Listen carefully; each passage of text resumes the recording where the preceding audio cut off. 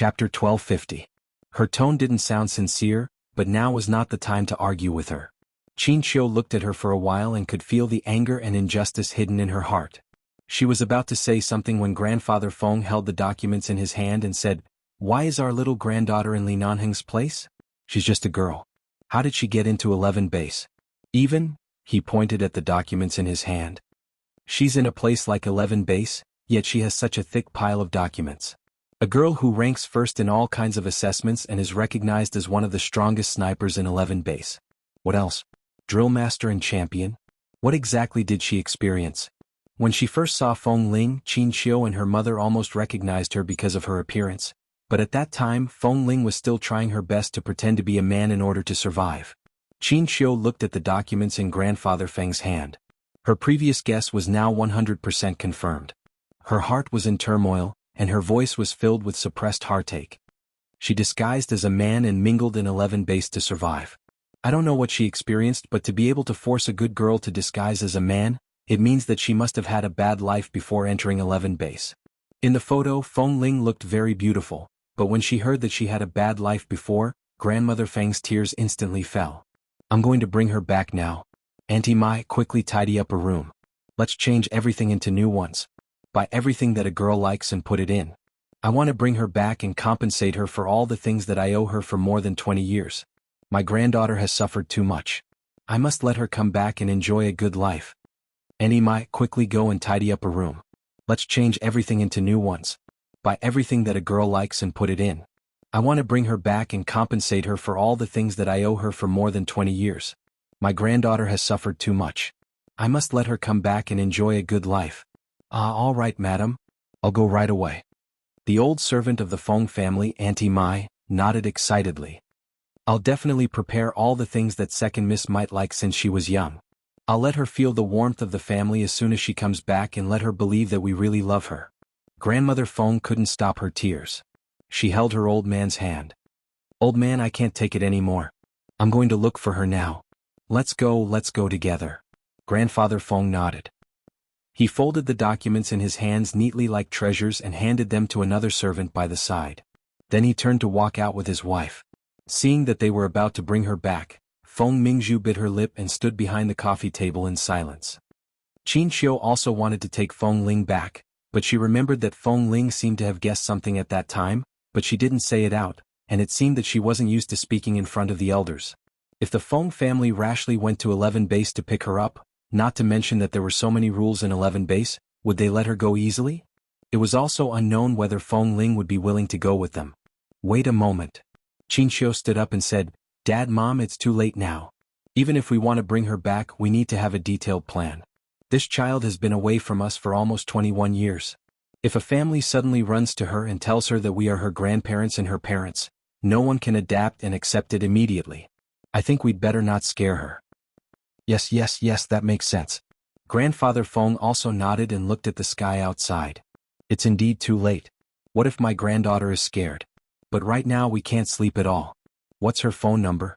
Can you give her a call and let us hear her voice first?" Qin Qiu shook her head. Feng Ling was a very cautious person, and she was used to keeping an appropriate distance from others. After meeting her a few times, she was not unfamiliar with her, but Feng Ling had never left her phone number. Even when Qin Qiu told her number to Feng Ling just sat there with a faint smile and did not have any intention of remembering it. She didn't want to remember it, nor did she want to have any private contact. Her personality was very alienated. It was impossible to know what this child had experienced when she was young, but looking at her cold personality, she could guess that it was definitely not a warm childhood experience. She was very defensive. "Then call the hall of their base. I have the number of their base hall." After speaking, Grandfather Feng turned to make the call. Hearing this, everyone in the Feng family subconsciously followed. They all wanted to hear the voice of this second miss who had been dead for more than 20 years. Qin Qiu also stood up and walked over. She also wanted to see Feng Ling and she also missed her. She was just afraid that the child would be too resistant, but she still thought about it in her heart. Seeing that everyone was surrounding the old man, they just wanted to listen to a phone call, that's all. Feng Mingzhu clenched her fists tightly by her sides and looked at them coldly. The call went through. Grandfather Feng first held his breath and then tried his best to remain calm and politely asked a few questions. After greeting Ah Feng, he gradually asked about Feng Ling. On the other side of the phone, Ah Feng didn't understand why the Feng family's grandfather would ask about Feng Ling. Of course he wouldn't say anything to an outsider. He simply said, Feng Ling is not in the base recently. Hearing this, grandmother Feng immediately became nervous and asked softly, my granddaughter is not here. Even though she had lowered her voice, Ah Feng still heard her clearly. Granddaughter, the Feng family's granddaughter? Who was Feng Ling? In an instant, some things that Ah Feng had not been able to understand completely connected in his mind. Boss Li and Feng Ling? So that was what was going on. Feng Ling claimed to be an orphan, and her background was indeed clean. No one knew that Boss Li married a cenotaph. It was only recently that they heard some rumors that the Feng family actually had a second daughter. Could that child be Feng Ling? Hearing the conversation of the Feng family on the other side of the phone, Ah Feng could basically confirm the relationship. Although he didn't know where Feng Ling was from the location displayed on Boss Li's phone, they should be near Malibu Beach. It was a wild jungle nearby and very few people went there. However, Boss Li had stayed there for a long time, which was enough to prove that Feng Ling was there. Chapter 1251. The jungle outside the cabin was already winter.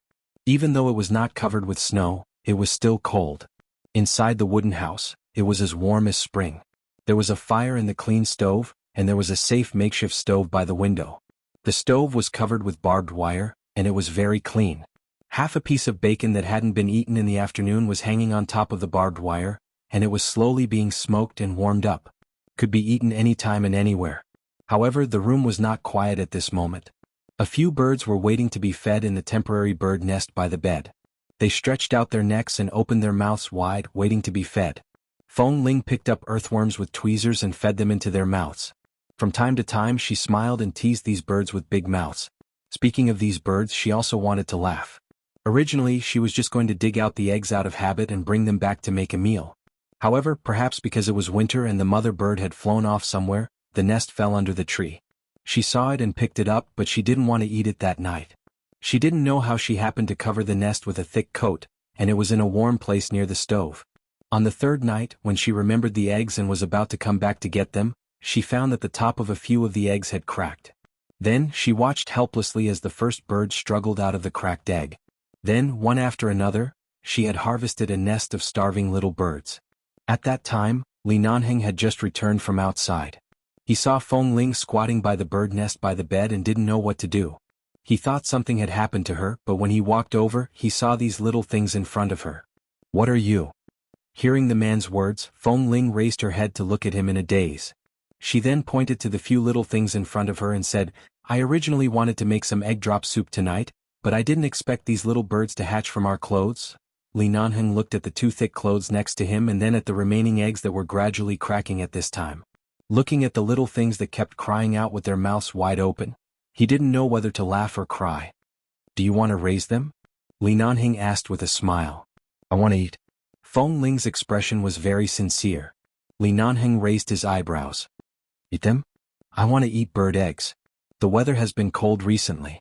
These eggs are not as easy to find as in the summer. Feng Ling's expression was blank and melancholy. But a bird actually hatched. What should I do? Li Nanheng chuckled. He knew that Feng Ling was straightforward. She said she wanted to eat, she really wanted to eat. However, these birds were too small. Even if she wanted to make some bird meat soup, it was not possible, so he could only smile and say, do as you see fit. Feng Ling squatted in front of the birds for a long time. In the end, she saw that they wanted to eat something. Coincidentally, there were many earthworms she had just dug out in the room. She didn't know what birds ate, but she heard that they ate worms. Earthworms should be able to do the same, right? So she tried to feed it and she didn't expect it to work. So she fed them continuously for about a week and also raised these birds for a whole week. Li Nanheng came in and saw that she was feeding the birds. He walked over and gently kicked the nest she had specially made with some old cloth. Of course, he only touched it lightly, and Feng Ling quickly raised her hand to slap him away. Aya, don't touch them. Li Nanheng smiled. I think they have grown up a lot in the past few days. They can be cooked into soup. Feng Ling's expression froze. She looked at him abruptly, only to see that the man was standing there condescendingly with a malicious smile. The corner of her mouth twitched, and she hurriedly bent down to carry the nest of birds to the bed like she was protecting her cubs. She used her body to block the nest as she said, I've been raising them for a week. If you dare to eat them, I won't let you off. Not only did Li Nanheng not walk away, but he even leaned closer. While she was squatting by the bed, he leaned down and trapped her by the bed. He lowered his head and kissed her on the cheek. How do you want to be with me? Feng Ling quickly pushed him with her hand. Don't mess around. Don't press them down. They are still young and their feathers haven't fully grown. I'm warning you, don't have any ideas about them. If you want to eat them, go eat something else. I'll raise these few like this. Before she could finish speaking, the man bent down to hug her and kissed her hard. They had been together like this every day for half a year, but Li Nanheng's passion for her did not decrease. In fact, it was as though he loved her more and more every day. His passion had never decreased. Feng Ling had long gotten used to his habit of wanting to kiss her, touch her, and press her down on the bed. After being kissed for a while, the man finally let go of her, touched her shoulder-length hair, and kissed her in the hair. He then hugged her and smiled. Feng Ling didn't know what this man was smiling about, but she instinctively felt that he was definitely thinking of something bad. Of course, she didn't expect that Li Nanheng was considering whether they should have a child because he saw her protecting the birds. Feng Ling was not used to dealing with things with women, but in fact she was still a woman in her bones. This kind of instinct was innate. The birds that she fed for a week were treated as treasures by her. If one day she really gave birth to a child that belonged to them, just thinking about it was enough to look forward to it. Although she couldn't eat the bird meat soup, there was bacon for dinner. Feng Ling carefully cut the meat into thin slices and made 2 simple vegetarian dishes. Life in the jungle was not particularly simple because of Li Nanheng's existence. Could even be said to be extravagant. When Feng Ling was young, she made a living in the jungle, but Li Nanheng had been in the base for so many years, and his ability to survive in the wild was not much worse than hers. Many of the game was brought back by him, and it was especially rich. Every day he did not lack food or clothes. At dinner, Feng Ling originally wanted to pick up a piece of bacon to eat, but for some reason she suddenly felt nauseous. She abruptly put down her chopsticks and turned to the table to retch. What's wrong? It's nothing. My stomach doesn't feel well. Feng Ling did not vomit anything for a long time. She took a sip of the warm water Li Nanheng handed her, took a deep breath, and picked up 2 vegetarian dishes with her chopsticks. She no longer ate meat. Li Nanheng looked at her and suddenly said, "Got it?" Feng Ling didn't react at first. Half a minute later, when she understood what he meant, she almost dropped the bowl in her hand. How is that possible? Li Nanheng calmly smiled. Although I'm very careful every time, no contraceptive measure can guarantee a 100% success rate. Feng Ling, asking for monthly votes. Chapter 1252. You can't guarantee a 100%? Of course, Feng Ling didn't understand this, but even if Li Nanheng didn't bring any condoms when he came here, he would pay attention to it every time they ended in bed. Before she was completely ready, before she really married into the Li family, he wouldn't let her get pregnant easily. He wouldn't let her fall into a dilemma or be forced into a situation. I've been here for almost half a year. Li Nanheng didn't say much. Just this sentence, coupled with his meaningful gaze, was enough for her to understand what he meant. In this kind of place, the nightlife was not as rich as it was outside. There were not as many entertainment methods and activities. After the sky turned dark, they chatted for a while after eating. They casually took the round pebbles that Li Nanheng had polished with tools as chess pieces and played with them on the ground for a while. Not long after, the 2 of them lay down and prepared to sleep. What did she do when she couldn't sleep? Of course, every night when she couldn't sleep, he would press her down on the bed and bully her. This man seemed to have an endless amount of energy, and it was always not enough. Unless she was on her monthly period or was really too tired, he really didn't rest at all. He did it at such a high frequency, and now he said that he couldn't guarantee a 100% success rate, which meant that she might really be pregnant. Otherwise, why would she suddenly feel disgusted? Feng Ling didn't know what counted as pregnancy, but according to what she had seen of Jin Wan, it seemed that she often felt inexplicably disgusted and couldn't eat food that was too oily or too meaty. Thinking about her state just now, wasn't it about the same? Seeing the confusion and helplessness in her eyes, Li Nanheng put down the cutlery. Let's go to the hospital tomorrow? Feng Ling was startled and returned to look at him. Both of them knew that she had been in the base for 10 months. In the past 10 months she had never left the jungle. There were only a few times when she needed to buy some necessities. Li Nanheng had taken advantage of the time when he was contacting the base to go outside the jungle to find his car parked in a secluded parking lot, drive to the city, buy some things, and then continue to accompany her here.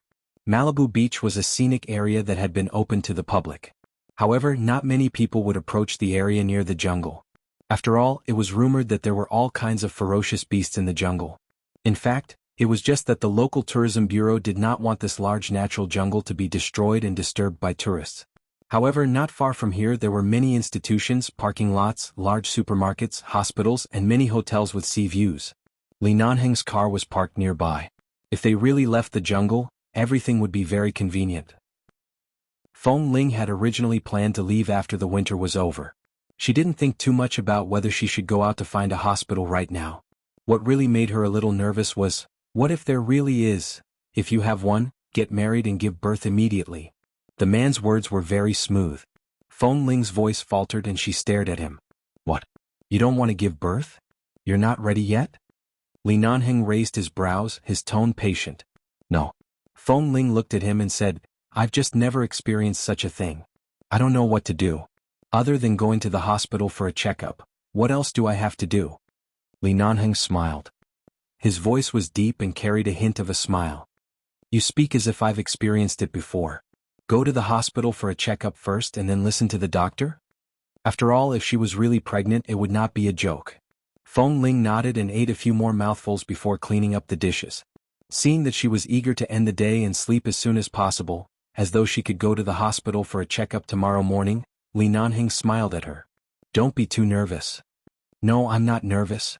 Feng Ling placed the bowl and chopsticks in the water and was about to wash them. However, at this moment, the man behind her walked over and took her hand out of the water. He naturally took over the work of washing the dishes and comforted her as he washed. I'm usually so careful. Although it's not 100% successful, I think the chances of being pregnant shouldn't be very high. If you're not pregnant, our original plan won't be disrupted. If you're really pregnant, if you're not prepared to be a mother, you can give birth and throw it to the Li family. The 4 elders of the Li family will definitely take turns to take care of the child. There's no need to worry. Feng Ling originally didn't think so much. Hearing his words, she immediately replied. Throw it to the Li family? You want to use the word, throw, on your own child? Li Nanheng's lips curved up. As he washed, he looked back and pecked her lips. You haven't confirmed whether you're pregnant or not, and you're already starting to protect your child? Are you going to argue with me over a single word? Realizing that she had been teased by him, Feng Ling glared at him and ignored him. She turned to sit back on the bed and looked at her stomach from time to time. So if you're really pregnant, do you plan to take care of the child yourself in the future? Li Nanheng washed the dishes and turned to help her boil the bathwater. Now that the weather was cold, they couldn't go to the stream to wash.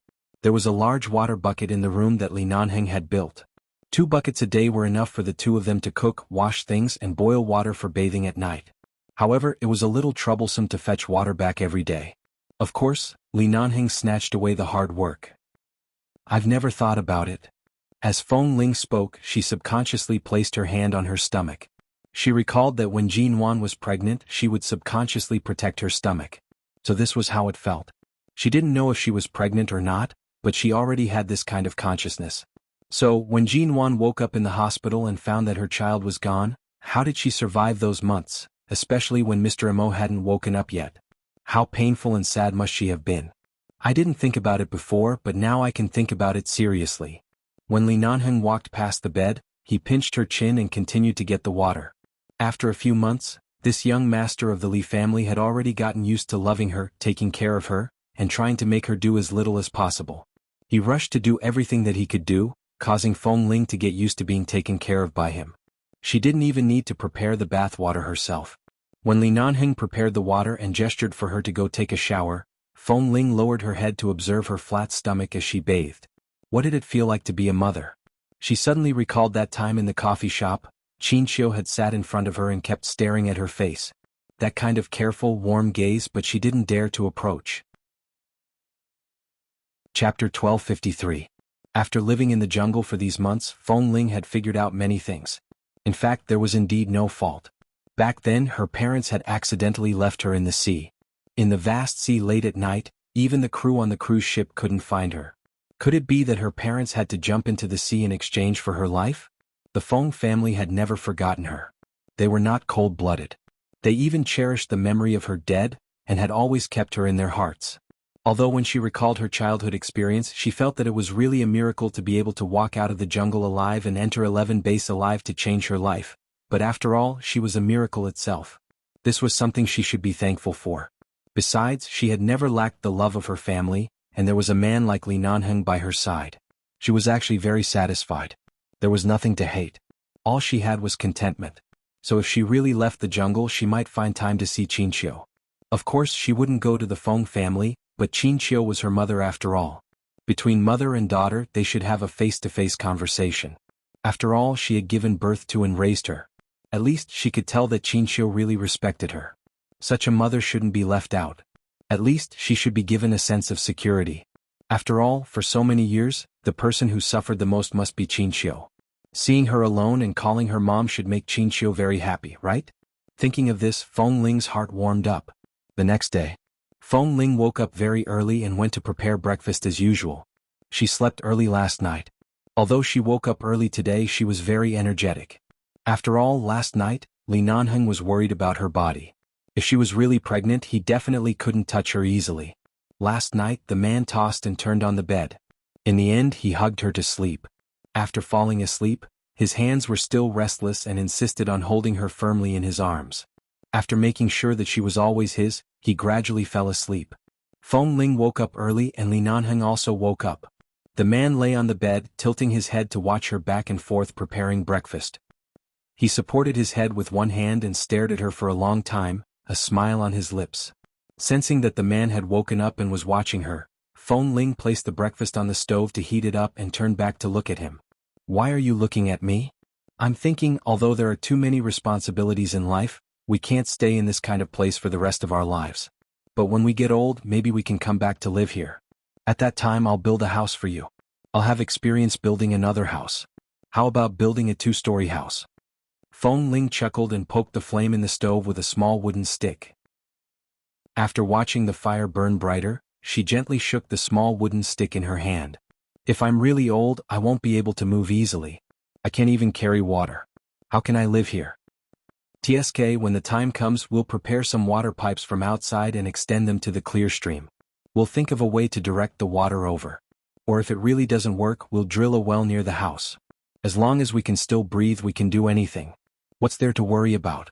The man sneered. Originally, Feng Ling wanted to mock him for saying it was easy. It wasn't easy to connect a water pipe in such a place, but it wasn't impossible to drill a well. This place was close to the sea and there was fresh water. It shouldn't be too deep to have water. She didn't say anything more. She just thought that if she could really come back in the future, it would indeed be quite exciting. In the past, she only felt that this place was very secluded and had too many things to do with her childhood. But now, the meaning of this jungle to her had long changed. Everything was because of Li Nanheng. Li Nanheng. It was really a name that changed her life. Feng Ling didn't realize that she was sitting by the stove and writing these words on the solid muddy ground with a small wooden stick. "What are you writing?" The man's voice suddenly appeared behind her.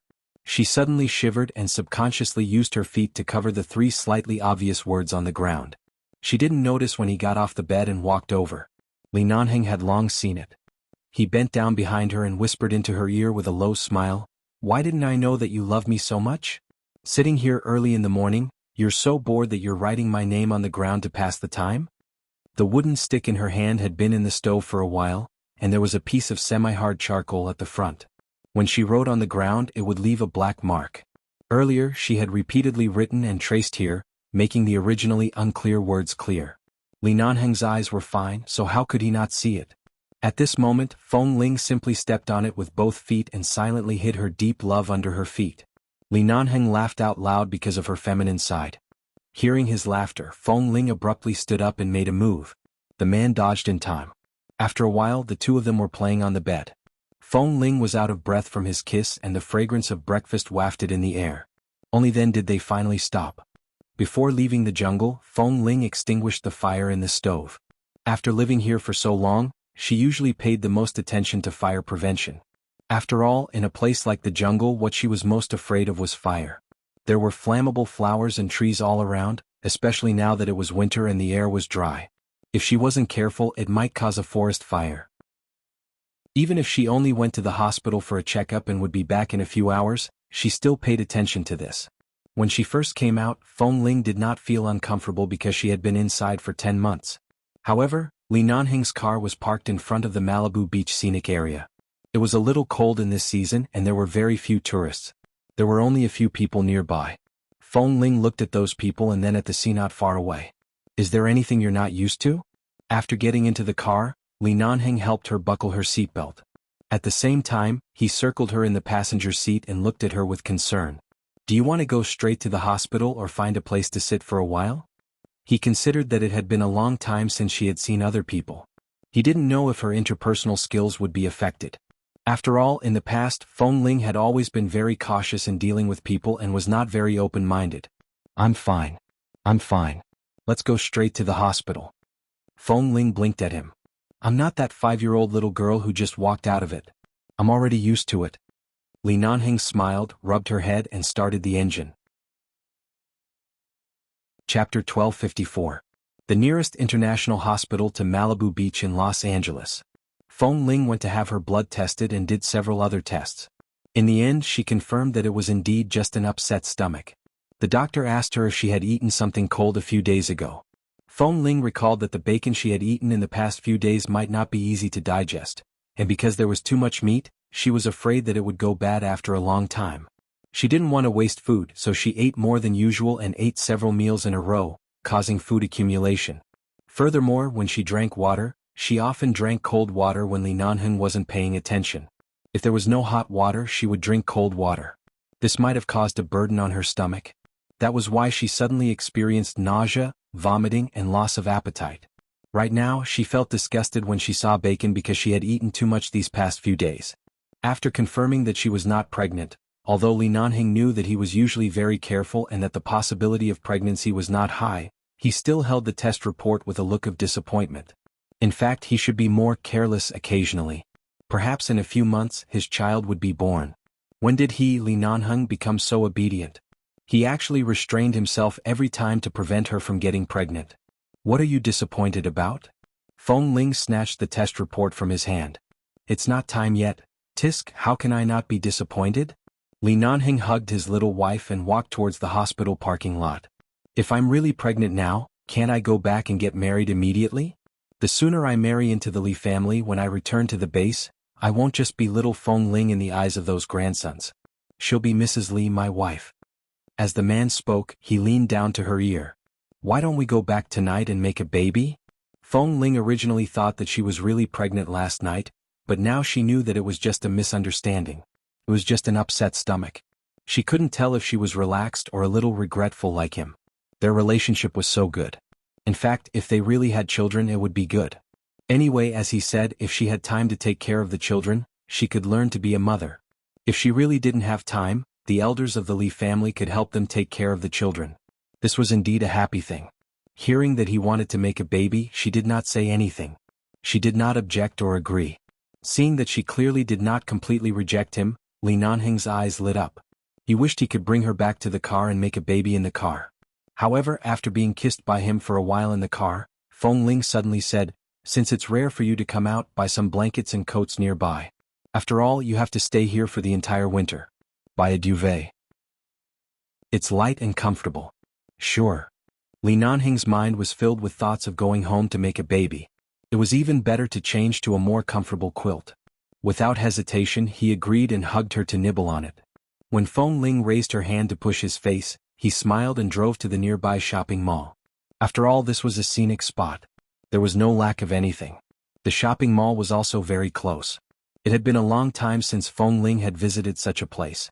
After buying the duvet, she strolled around for a while and bought some other daily necessities. She also bought a particularly beautiful shell wind chime that was commonly seen in this kind of scenic spot with the sea. Feng Ling and wind chime had the same sound. She instinctively liked this thing and bought it. She wanted to hang it in front of the window of the cabin as a decoration.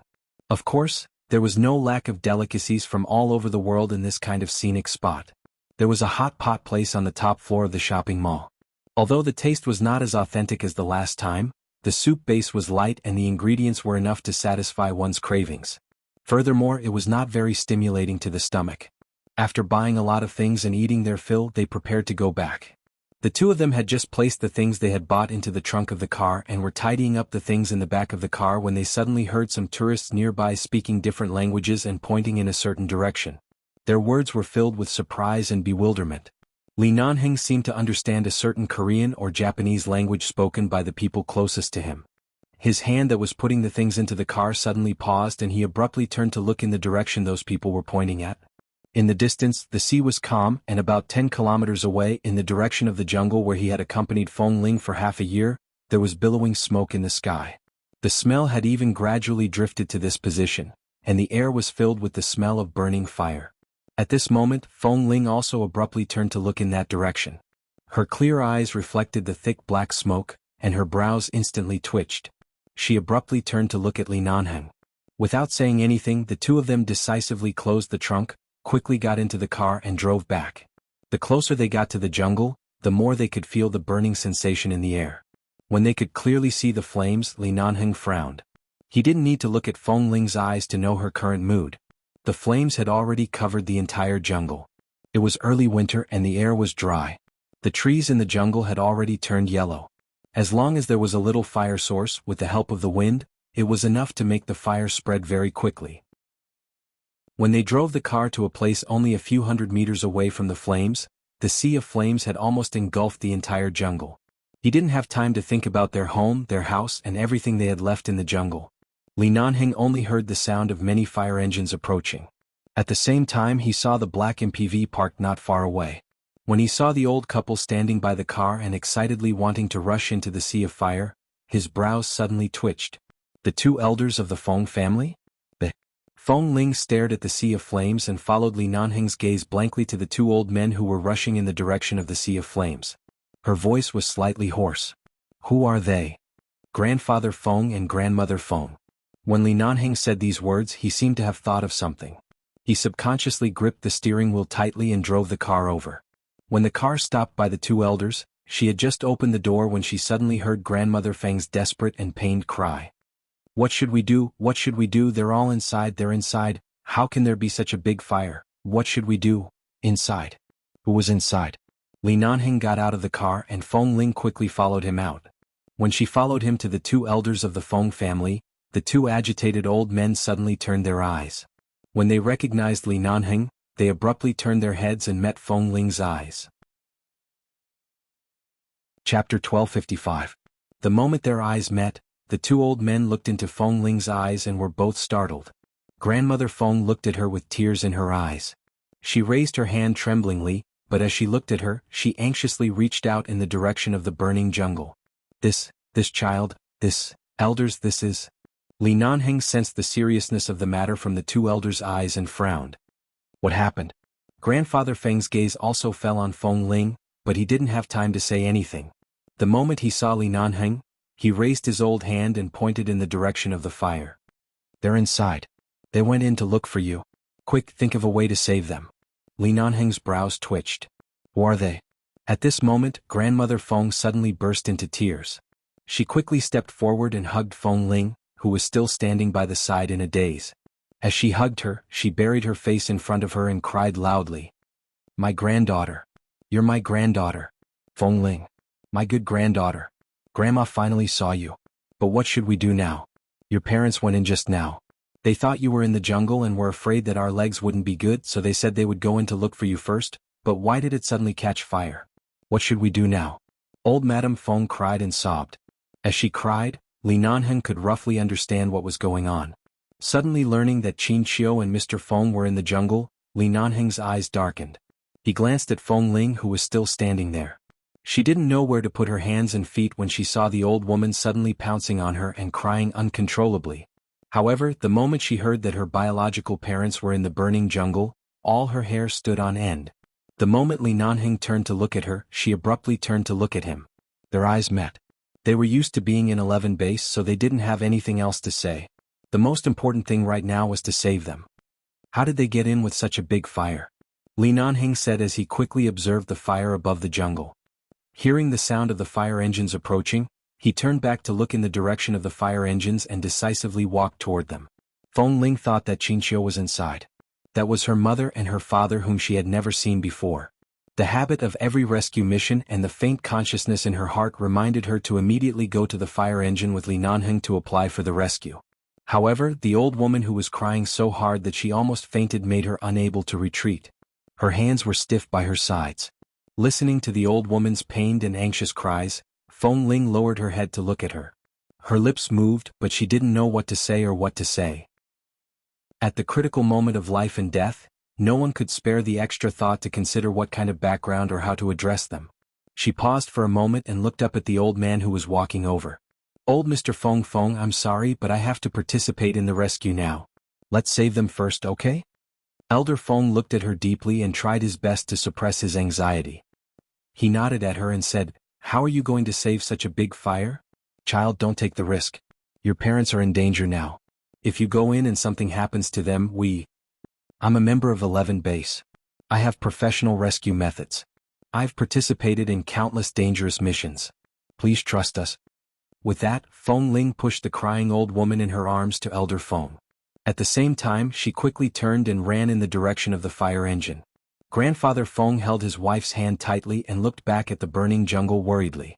The weather was too dry and the fire was getting bigger and bigger.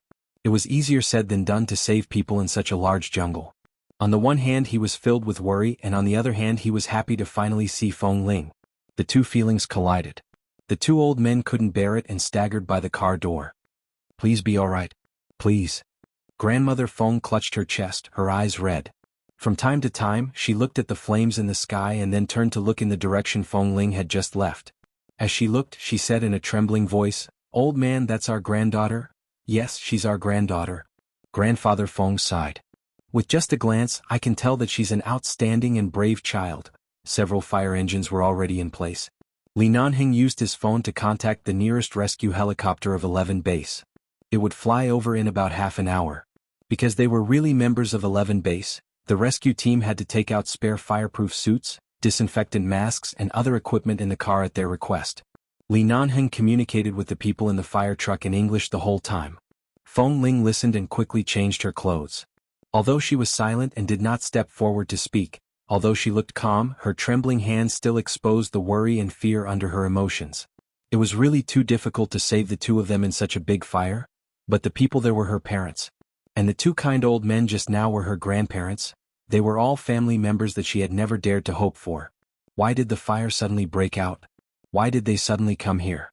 Why did they go in? How could this be? After Li Nanheng communicated with the people inside, he turned back and saw Feng Ling fastening her belt with trembling hands. His gaze fell on her face. At this time, any words of concern were useless. He only looked at her and asked in a serious and low voice, "Can you do it?" Feng Ling did not answer. Instead, she decisively picked up the gas mask and put it on her head as an answer. The fire in the jungle was very big. Although Li Nanheng didn't want Feng Ling to take the risk, she had been on many rescue missions, and they were more dangerous than this. Right now, the people inside were her parents and she couldn't be left outside. She had to go with them. "After you go in, listen to my commands. No matter what happens, no matter what situation you see, don't be emotional." Li Nanheng warned in a low voice that only she could hear. Feng Ling had already put on the gas mask and looked up at him. "Okay." The sky was dyed red by the flames, and the scorching heat came from the direction of the jungle, making her eyelids hurt. No one would have thought that the forest would be engulfed by a sea of fire just a moment ago when they were still planning to return to the forest and change into a feather quilt to stay for another winter. Chapter 1256.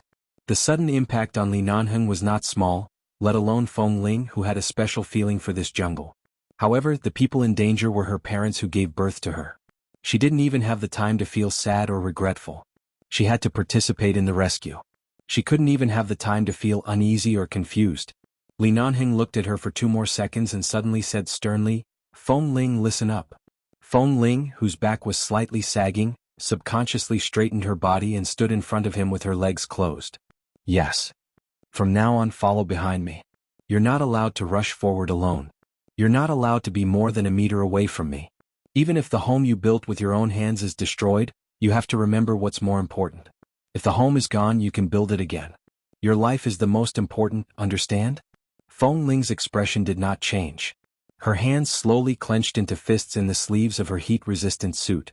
Although she only answered with one word, her voice was still hoarse. Yes. At the same time, the two elders of the Feng family were quickly invited over by the firefighters to ask what had happened. As the people in the car were all wearing the same clothes and the same disinfectant mask, their faces could not be seen. The only thing the two elders could recognize was Feng Ling, who was slightly shorter and thinner than those men. When she answered all the questions, she stared at her and said with red eyes, "My son and daughter-in-law are here to look for their long-lost child." As she spoke, the old lady looked at Feng Ling's mask and stared at her. We all thought that the child had been inside and wanted to pick her up and let her go home, but the jungle was too big. They didn't come out for more than 2 hours and there was no signal on the phone. Then, for some reason, a fire suddenly broke out. The wind was too strong and the fire spread very quickly. My old man and I were afraid that something would happen, so we quickly called the police. It didn't take long for the fire engine to arrive, but the fire was already terrifyingly big. After learning the general cause and effect, the fire brigade arranged for all the rescue and fire prevention equipment. If it was just a forest fire, there was no way to control the fire rationally. They could only wait for the fire to gradually become smaller and control the periphery to not be burned. After understanding the general cause and effect of the fire brigade immediately arranged for all rescue and fire prevention equipment. If it was just a forest fire, the fire could not be controlled rationally at all. They could only wait for the fire to gradually become smaller and control the periphery so that the fire would not spread to more places.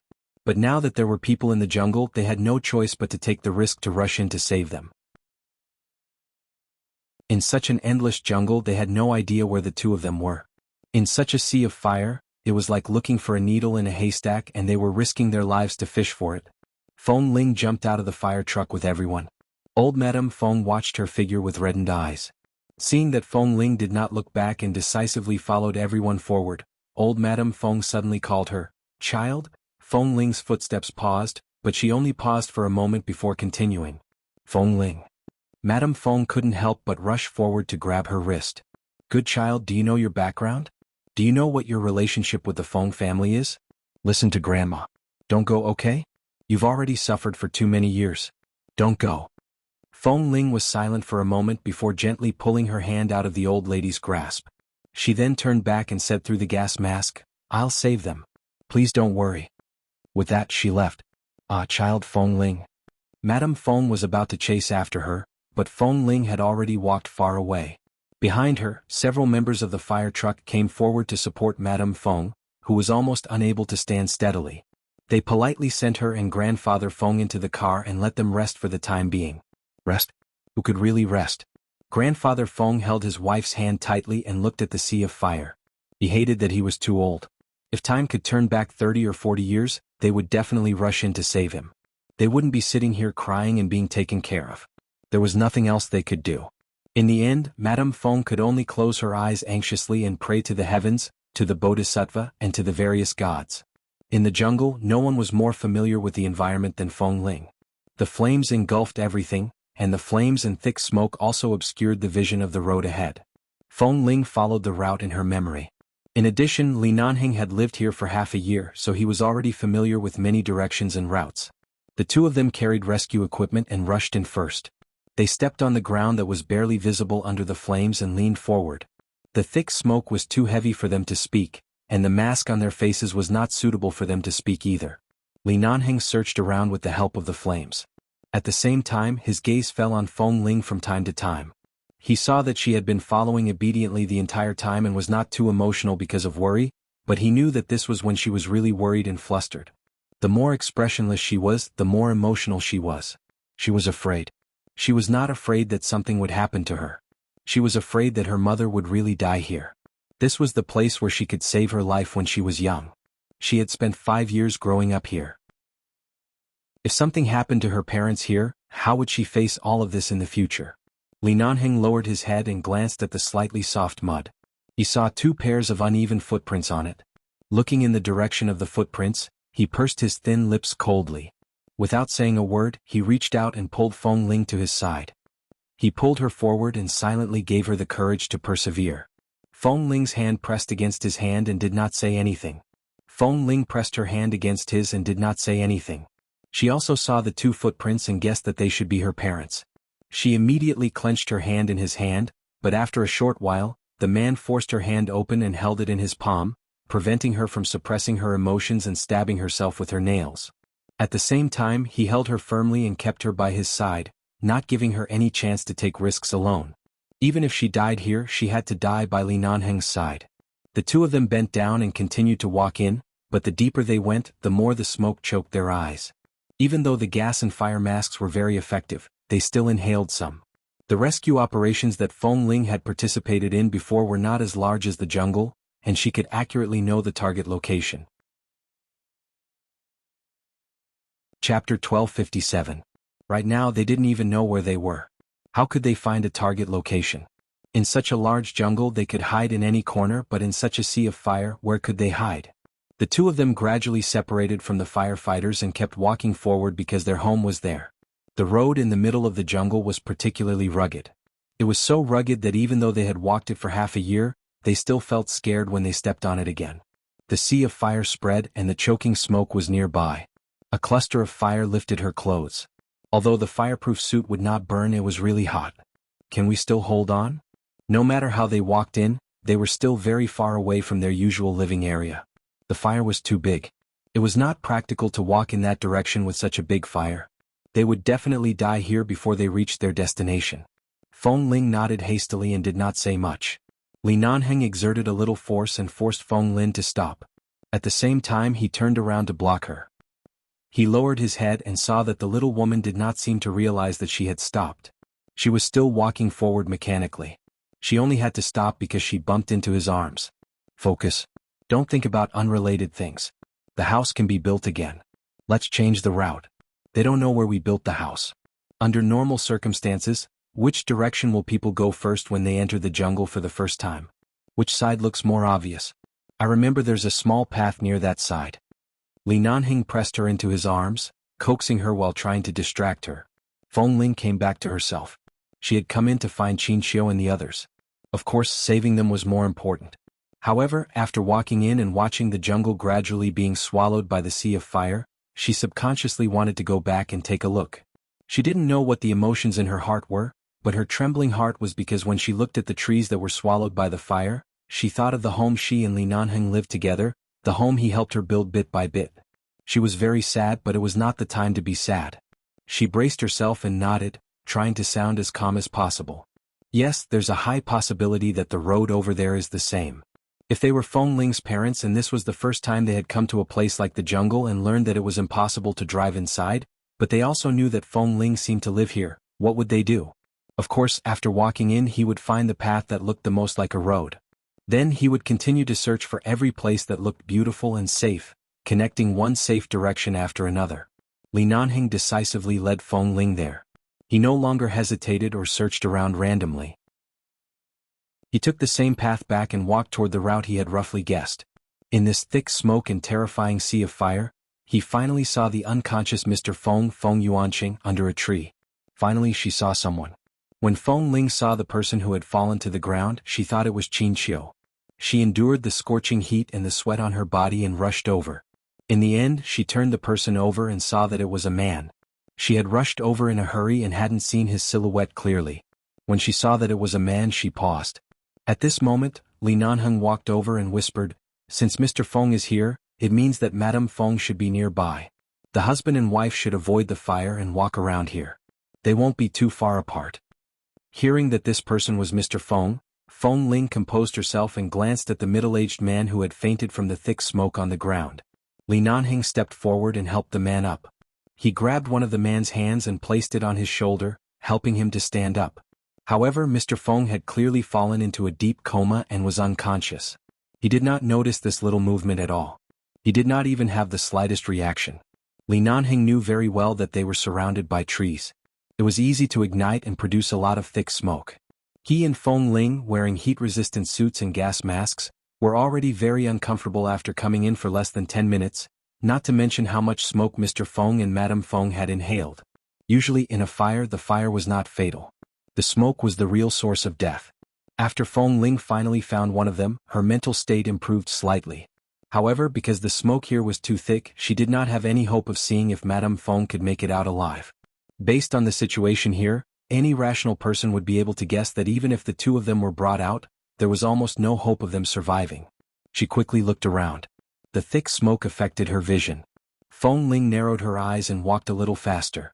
She continued forward until she saw Madame Feng Qinqiu, who had fallen under the tree about 10 meters away.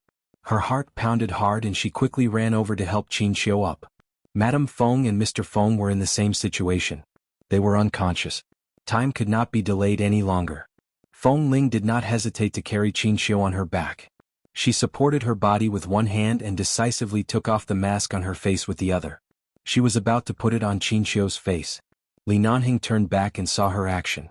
His cold brows furrowed. "Do you want to die?" Feng Ling did not answer. She just glanced at him and did not speak. She carried him on her back and walked out. Li Nanheng saw that she was feeling uncomfortable and guessed that nothing he said would make sense, so he did not stop her from doing such a stupid thing. Instead, he raised his hand to take off the mask on his face and walked over to put it on for her. When Feng Ling looked up at him and wanted to ask him what to do, she saw the anger in the man's eyes and was speechless.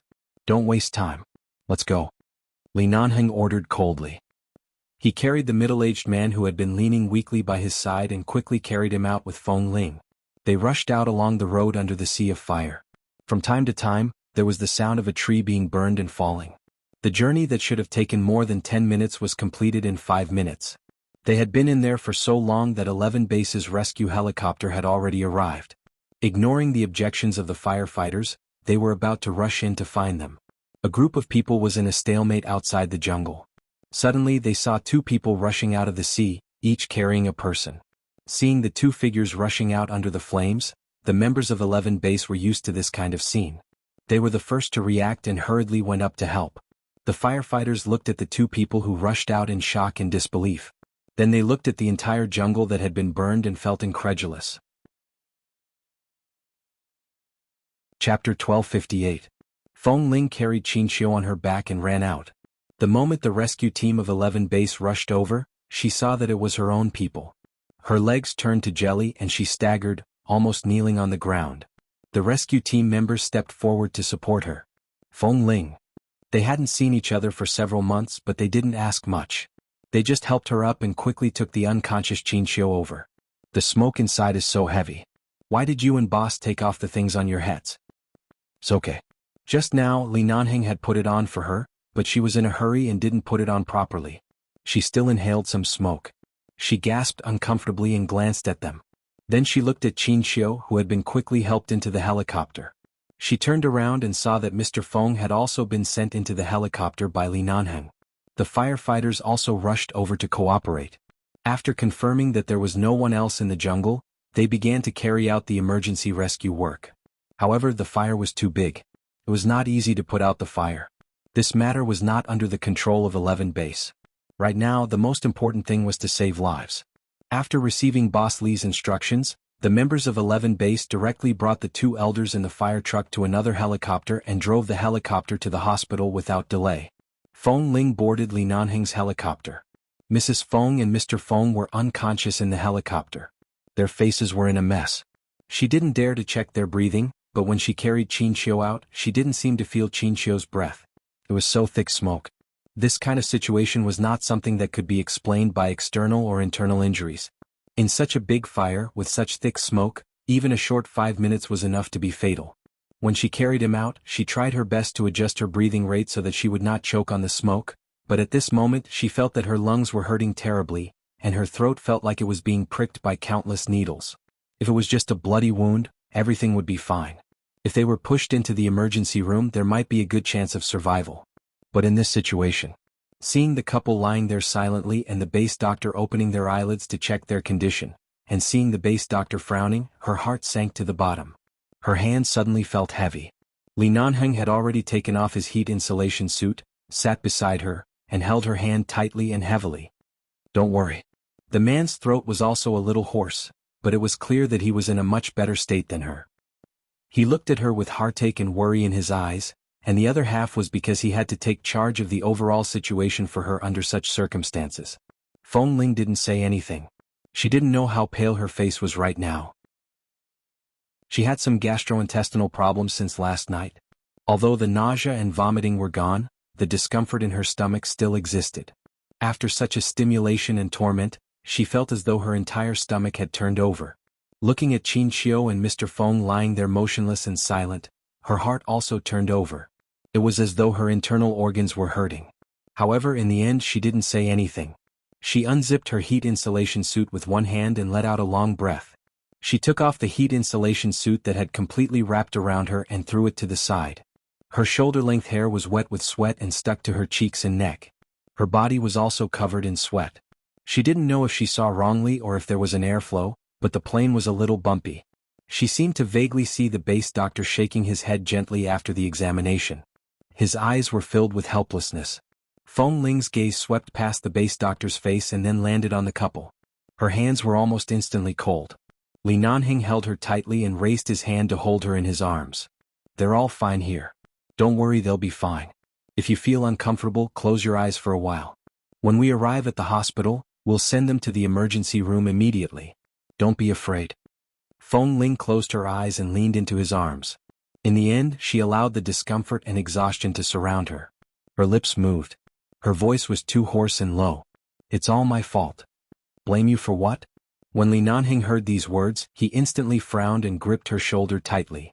"Don't let your imagination run wild. What does this have to do with you? In fact, we should have left long ago. I was the one who couldn't bear to leave. There were clearly so many responsibilities waiting for us, but I hid in a secluded world and selfishly enjoyed so many stolen days. If I could go back earlier, perhaps they wouldn't come looking for me." "Perhaps they wouldn't?" Feng Ling, Li Nanhing held her firmly in his arms. "You know very well that this kind of thing has nothing to do with you. Don't rush to take the blame when something happens. The cause of the fire is still unclear. It's still unclear what happened to Mr. Feng and Mrs. Feng after they entered the jungle. If you continue to be so negative, I'm afraid I'll bring you back to the base. I won't even let you go to the hospital. You won't be able to see the Feng family again." Feng Ling did not speak anymore. She just closed her eyes and leaned weakly in his arms. After a long time, just when Li Nanhing thought that she was so tired that she fell asleep in his arms, he suddenly heard a low sob. Feng Ling was crying. However, she was afraid that someone would find out that she was crying, so she could only hide in his arms, but she still couldn't help but make a little sound. Li Nanhing did not speak. He hugged her and gently stroked the back of her head as though he was coaxing an injured little beast. He lowered his head and kissed the hair on her head to comfort her. At the same time he turned to look at the doctor. The doctor saw that Feng Ling did not look at them and turned to meet Li Nanhing's gaze. He sighed imperceptibly and then gently shook his head. There was nothing he could do. The cabin was very quiet and no one spoke. If one listened carefully they could only vaguely hear Feng Ling's low sobs, but she really tried her best to suppress it and hide her voice. Her face was buried in his arms, and her hands were also tightly gripping his clothes. Her fingers were still tightly clenched, and there was the sound of bones crisscrossing. In all these years, the number of times Feng Ling had cried could be counted with 5 fingers, not to mention in front of so many members of the base. Li Nanheng glanced at the couple again, and his eyes darkened. He abruptly picked up Feng Ling, who was sobbing softly in his arms, and carried her into the bathroom in the helicopter. Chapter 1259. In the bathroom on the helicopter, there were all the things and facilities. The space was not big, but it was very quiet. After closing the door, it could isolate all the gazes from the outside. He gave her a quiet space to cry and let her vent. However, after entering the bathroom, Feng Ling just stuck in his arms and refused to raise her head. Li Nanheng locked the bathroom door, pressed her against the door, lowered his eyes to look at her, and forced her chin up to stare at her red eyes. "Don't hide. If your heart is too uncomfortable, cry. After all, we've already rescued her, haven't we? The damage has been minimized and the rest will be left to the doctor. You didn't do anything wrong. That jungle was the place where you lived when you were very, very young. You should be glad that your parents wanted to come here personally to take you back. They have seen the place where you lived when you were young. They really love you and miss you very much." Feng Ling could no longer hold back her tears. She raised her red eyes to look at him and suddenly burst into tears. She threw herself into the man's arms and sobbed hoarsely. "Li Nanheng, I'm afraid." From the first day she could remember, she stood in the jungle to survive, and then for so many years until today. This was the first time she said she was afraid. Li Nanheng hugged her and let her cry to her heart's content in the bathroom. In the end, when she was tired of crying and her stomach was uncomfortable, She leaned weakly in his arms and did not make a sound. After confirming that she had stopped crying, he opened the bathroom door and led her out. At this time, the helicopter had already flown over a large hospital that cooperated with 11 Base and was about to land. Feng Ling's eyes were already red from crying. The base members on the plane saw that she was actually crying. Recalling the scene where Feng Ling and Boss Li risked their lives to save her from the sea of fire, although they didn't know what relationship the Feng family had with them, their relationship shouldn't be simple. Considering that Feng Ling was also surnamed Feng, the base members didn't dare to ask more.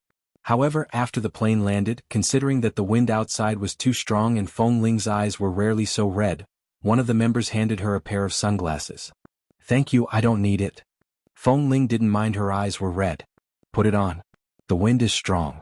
You just cried and your eyes can't stand the stimulation."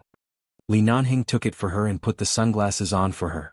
He really couldn't bear to see her crying. Earlier in the bathroom, his heart ached so much that he wanted to dig out his heart. Right now there were still a lot of things waiting for them to deal with outside. There were also Mrs. Feng and Mr. Feng's lives waiting for emergency treatment. He needed to calm down and rationally deal with it, but as long as he saw her swollen eyes from crying, he was afraid he wouldn't be able to remain 100% calm. Feng Ling did not resist. She thought of the two elders of the Feng family in the other helicopter. At this time they must be more worried.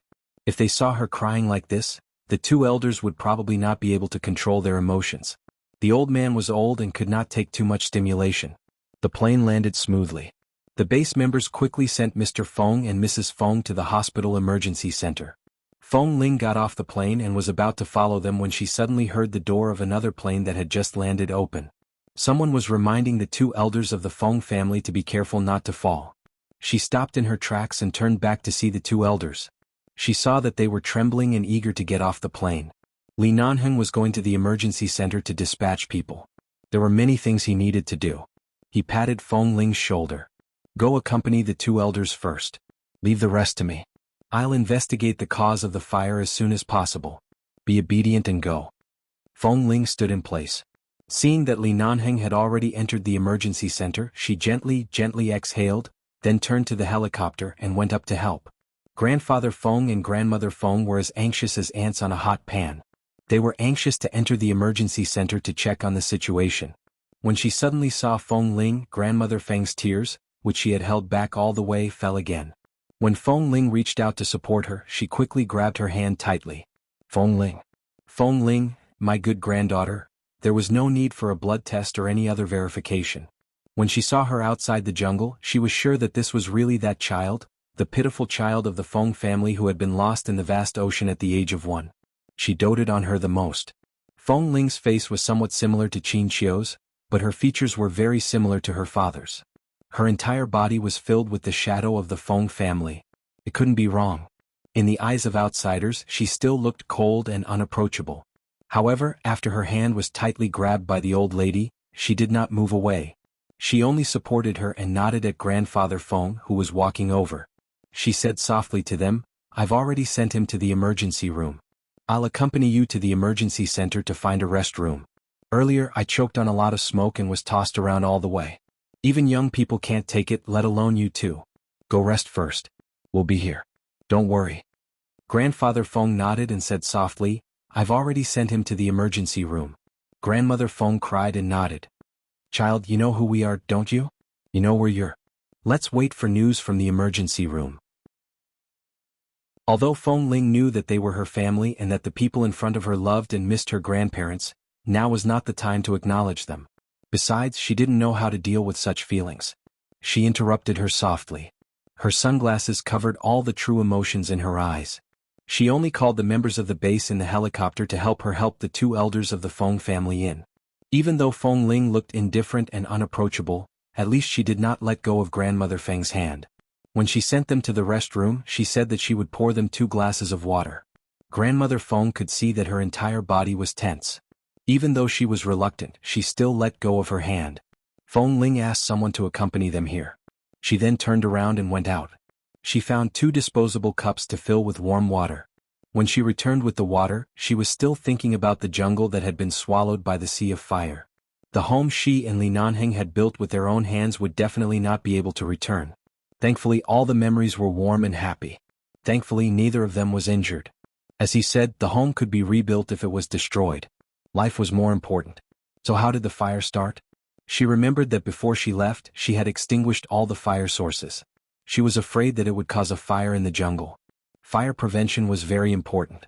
She had been very careful, so it was impossible for it to have spontaneously ignited from the inside. There must be some external factor. Chapter 1260. But what kind of external factors was it? There was no one nearby, and there were signs prohibiting tourists from approaching. She knew that there was no one to control the jungle and that it was not safe, so no one dared to go near it. It had caused such a serious fire so quickly. She had every reason to suspect that someone had set the fire on purpose. But there weren't even any surveillance cameras nearby. Walking back to the lounge, Feng Ling put down the 2 glasses of water. In fact, she didn't know how to comfort the old couple, but they had clearly been through a lot. At first, their emotions were indeed unstable, anxious, and excited, but now they had calmed down. Grandfather Feng sat on the chair in the lounge and sighed softly. From time to time he asked the base members who were guarding them. He was concerned about the situation in the emergency room and wanted to know how serious the discipline of his son and daughter-in-law was. The base members didn't know this probability. They only knew that the survival rate was very low. At this time they couldn't be provoked, so they could only answer that they didn't know. Old Madame Feng sat there, her eyes still red. When she saw Feng Ling return, she turned to look at her. When Feng Ling went to fetch the water, she turned on the tap and washed her face and eyes with cold water. Although her eyes were still slightly swollen, it was not too obvious. She had already taken off her sunglasses. Meeting old Madame Feng's gaze, she gently placed the disposable paper cup filled with warm water in her hand. "Drink some water first. Calm down." Old Madame Feng looked at her with mixed emotions. She wanted to say something. The whole family drove to the jungle because they heard that Feng Ling seemed to have lived there when she was young. When she heard this news, her heart ached uncontrollably. She really wanted to bring the child back to dote on her, but she didn't expect to encounter such a thing. Right now, she was looking at such a living granddaughter standing in front of her. Her features were delicate and her personality was steady and dignified. Even though she did not receive higher education from the Feng family, she was clearly a very outstanding and sensible child. She was many times more mature than those spoiled rich young ladies raised in wealthy families. She clearly had a lot to say, but when she saw her, she couldn't say a word. She held the cup in one hand and held Feng Ling's hand with the other, unwilling to let go. She said warmly, "Child, the Feng family has let you down." Feng Ling was startled for a moment. She then smiled lightly at the old lady. "No, now is not the time to talk about this. Please relax." Seeing that she was so sensible, old Madame Feng felt even worse. She put down the cup and held her hand. "Can you let me hug you well?" Grandma, just want to hug you. I know you're worried about your parents. You look sensible. Your grandfather and I are also worried about them, but you're the child we've lost for 20 years. Right now, I just want to hug you properly." Feng Ling stood by her side and didn't speak. She looked at her with a pained expression. Grandma, just want to hug you." Feng Ling looked at her and nodded slightly. Old Madame Feng instantly choked up. She resisted the urge to cry and hugged Feng Ling. Although old Madame Feng was old, she was a very famous model in the American Chinese world when she was young. Her height shrank as she grew older, but she was not short. In front of Feng Ling, she could hold the thin Feng Ling in her arms and hug her like an elder protecting a child.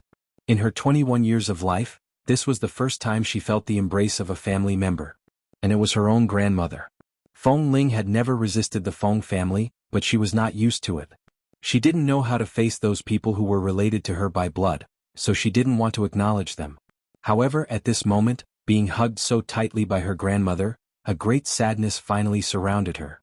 It was as though she was a child who was aggrieved and wanted to cry in her grandmother's arms. Her nose turned sour, but she held it in. She obediently allowed her to hug her. Hearing that Grandfather Feng was also walking over agitatedly, she did not push him away. "Child, you've been wronged." Grandfather Feng stood by the side and wanted to hug her, but seeing that his wife was reluctant to let go, he could only stand by the side and smile in relief. If it weren't for the fact that his son and daughter-in-law were still in the emergency room, his laughter would have been even brighter. He looked at Feng Ling. "How exactly did you live in that jungle? We've asked many people, but not many people know what you've experienced. Even if we know, we only know a little, but just that little is enough to make our hearts ache. You've really suffered too much. In the future, come back to the Feng family with us. We'll definitely do our best to make up for everything you've lost in the past 20 years. We love you very much and miss you very much. You're our Feng family's flesh and blood, our little granddaughter. Grandfather Feng stood by the side and wanted to hug her, but seeing that his wife was reluctant to let go, he could only stand by the side and smile in relief. Perhaps it was because she had just let go of her emotions and cried in front of Li Nanheng, so the defenses in her heart were not so heavy. Or perhaps it was because her grandparents' true feelings touched her. Feng Ling couldn't hold back her sour nose and tears fell out. She didn't like to cry. She had never thought that people would really cry when they were emotionally touched. She had only told Li Nanheng about her experiences in her life. At that time she did not say it in detail, but Li Nanheng could tell what her childhood was like from her life and habits. He had even accompanied her to live in the jungle for so long. In this world, it was enough for only Li Nanheng to know her experiences. She didn't want to be the kind of person who would show others the wounds that had long healed, so she didn't follow Grandfather Feng's words. Instead, she raised her hand and gently patted Grandmother Feng's back. She said softly, "I'm right here. I won't be lost again. You two should rest well." Grandfather Feng's eyes instantly turned red when he heard the words "won't be lost again." Grandmother Feng hugged her even tighter. At this moment, there was the sound of the base members greeting him respectfully. Then Li Nanheng appeared in front of the lounge. The man's gaze was solemn and indifferent as he looked at the two elders of the Feng family. He nodded politely at Grandfather Feng and glanced at the figure being held by the old lady. His voice was so serious that it made Feng Ling shiver. "Feng Ling, come out." Feng Ling patted the old lady's back again. She turned around and saw the man's solemn expression. Ching Ching has finally opened a reader group after more than a year of cheering from the readers. Aha, and it's a WeChat group.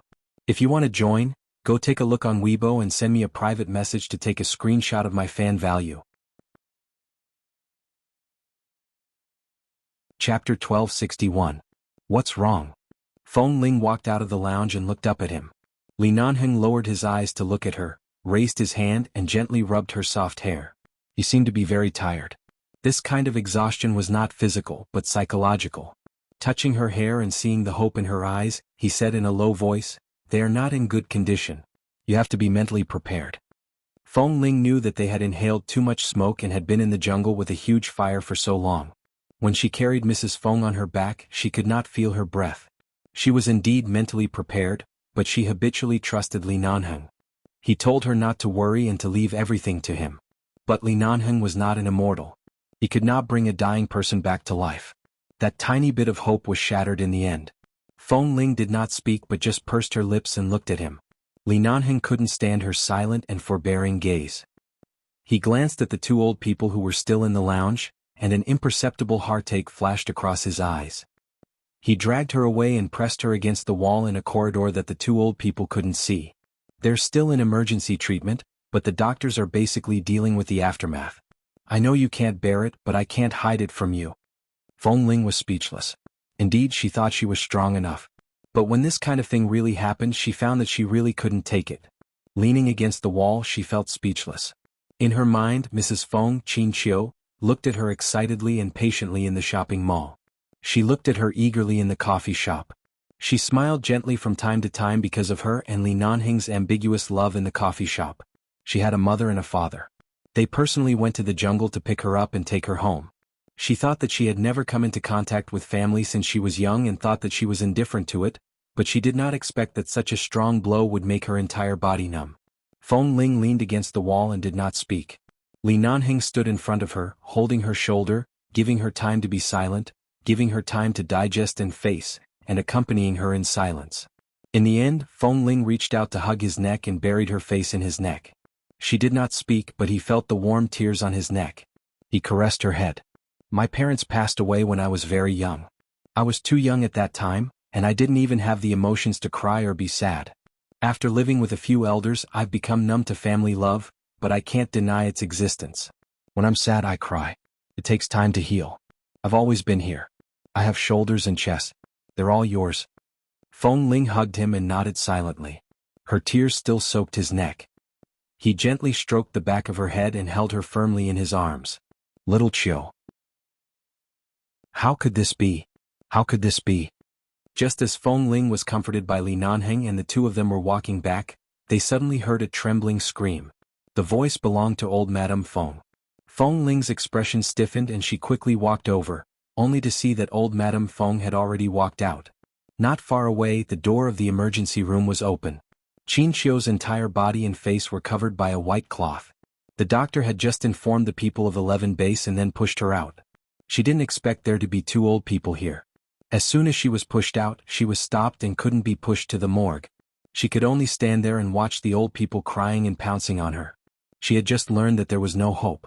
Now that she saw the person who was once smiling at her lying under a cold white cloth, Feng Ling's face instantly turned pale. She quickly walked over, and when old Madame Feng lifted the white cloth and threw herself on the bed to hug Qin Xiu, she walked forward and hugged old Madame Feng. She couldn't say anything. When she opened her mouth, she would definitely be choked with sobs. She tried her best to hold back all the tears that wanted to gush out, but she looked at the pale and motionless Qin Xiu with her own eyes. She saw that the tears had already dried up. They were probably shed in the emergency room, but in the end she couldn't be saved. Even if no one was willing to believe that all of this was true, the whole family had been discussing how to bring her back last night. The whole family had been very happy and excited, but why did they suddenly separate forever? It would only take a few hours. It was just a big fire. His body was not burnt at all. Everything was clean and tidy. But she was gone. The old lady threw herself on Qin Xiu's cold body and cried. She kept shouting, "Xiao Qiu, don't go. Feng Ling just came back. You two haven't acknowledged each other yet, Xiao Qiu." These words all hit Feng Ling's heart. Feng Ling had just cried. Right now she was holding back her tears. She hugged the old lady tightly with both hands, afraid that she would fall down. Grandfather Feng stood by the side and closed his eyes. His painful gaze shifted from Qin Xiu's pale face and finally landed on the medical staff at the end of the bed. Even though he knew that there was little hope, he still asked hoarsely, "What about the other one?" "My son?" "Sir, the man inside is the same," the leading doctor said apologetically. He and his wife also inhaled a lot of smoke. No matter how advanced modern medicine is, it's really impossible to save this situation. However, the man's physical fitness is slightly stronger than his wife's. He barely regained some consciousness before, and now he's still breathing. Maybe he can see him for the last time. The doctor tried his best to be tactful. However, it was clear that he was saying that this was the last time he would see him before he completely died. There was no way to save him. When Grandfather Feng heard that his son could not be saved, he almost staggered. The members of 11 Base behind him quickly stepped forward to support him. "Elder Feng, my condolences." At this moment, the doctor suddenly looked at Li Nanheng, who had just walked behind Feng Ling and the old lady. "Mr. Li, the man inside is still dying, but we heard what he said during the emergency treatment. He said he wanted to see you." "See him?" "He was about to die and his daughter and family were outside. However, when Mr. Feng knew that he only had one breath left, he said he wanted to see Li Nanheng." Li Nanheng glanced at the doctor indifferently. The doctor nodded at him, indicating that what he said was true. At this time, the old lady had already fainted from crying. Feng Ling quickly helped her up, and Grandfather Feng could only rely on others to support him. The scene was chaotic. The doctor was already used to this situation and only told the patient's last words truthfully. W. For M. Chapter 1262. Li Nanheng gave the members of 11 Base a look. They immediately understood what their boss meant and nodded. "We'll make arrangements for the 2 elders of the Feng family." Li Nanheng did not speak further. At the same time, his gaze landed on Feng Ling. She was hugging Madame Feng. Under the doctor's lead, he walked into the emergency room. After changing into a sterilized isolation suit, he walked in and walked to the bed inside. Mr. Feng was lying there with his eyes closed, motionless. Li Nanheng looked at the various medical equipment by the side. He heard the sounds of the heart and lungs breathing and all the machines that represented the human body's vitality. He saw Mr. Feng's weak breathing and the frequency of his heart that was about to stop beating. He walked to the bedside. "Sir, Mr. Li is here. Can you still hear me?" The doctor walked over and removed the blood pressure measurement from Mr. Feng's fingertips. This thing was no longer of any use to him, but when it was removed, the other party would more or less feel it. After a long minute, Mr. Feng's eyelids moved slightly. His fingers also moved slightly. He could not open his eyes, but he moved his lips with great difficulty. Li Nanheng looked at him. A moment later, he leaned down and pressed his lips against his lips. He heard him say 2 words in a barely audible voice. He spoke with great difficulty and could hardly be heard clearly, but the emergency room was very quiet. Li Nanheng listened quietly. After a while he finally finished listening to Mr. Feng's words, and his eyes were as deep as the sea. Then a long beep came from the medical equipment by the side. When Mr. Feng was pushed out with a white cloth, the two elders of the Feng family had already been helped back to the break room by the people of 11 base. Only Feng Ling stood outside the emergency room and watched him walk out. Feng Ling stood there quietly. When she watched Mr. Feng being pushed out with a white cloth, her gaze lingered on the person on the bed for a long time until Li Nanheng asked her, "Do you want to see your biological father?" Feng Ling raised her hand. She wanted to lift the white cloth, but in the end she only hung in the air and gently clenched her fist. "No, he's already gone. Let him rest in peace." Hearing her words, the doctor continued to push her towards the elevator to send her to the morgue. When all the medical staff had left, the corridor outside the emergency room was so quiet that even the sound of a pin dropping could be heard. Li Nanheng still stood there watching her. Feng Ling did not leave either. She just looked back at the man. "What did he say to you?" Li Nanheng did not answer. He walked up to her, lowered his eyes to look at her for a moment, and then raised his hand to pull her into his arms. Feng Ling knew that her father must have said something to Li Nanheng, but Li Nanheng did not say anything. He only hugged her and kissed her forehead. "What do you want to do now?" "I want to kill someone." Feng Ling answered straightforwardly. "The first time I had the urge to kill was when I faced that fat commander at the military base. Then I really killed him. This is the second time. I really want to kill someone." Li Nanheng's hand landed on the back of her head comfortingly and gently stroked it. "I understand." She hadn't returned home yet and she hadn't recognized her relatives yet. Suddenly she was separated from her parents for 20 years. They only wanted to go to the jungle to pick up their child.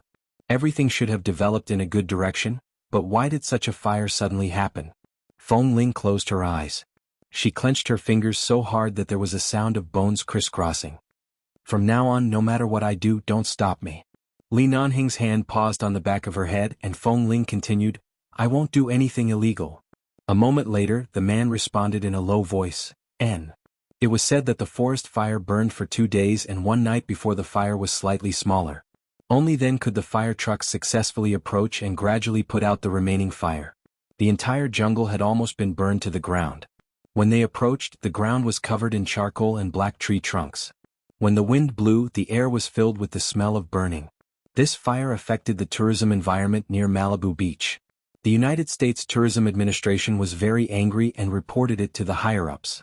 In less than 48 hours, it had already alarmed the higher-ups. They sent people from all over to investigate the cause of the fire in the jungle and ask questions everywhere. However, that jungle was not a place that anyone could easily approach. There were no surveillance cameras around, so there was no way to investigate. They only knew that the Feng family had appeared there in the end, but Mr. Feng and Mrs. Feng had already died because of this forest fire.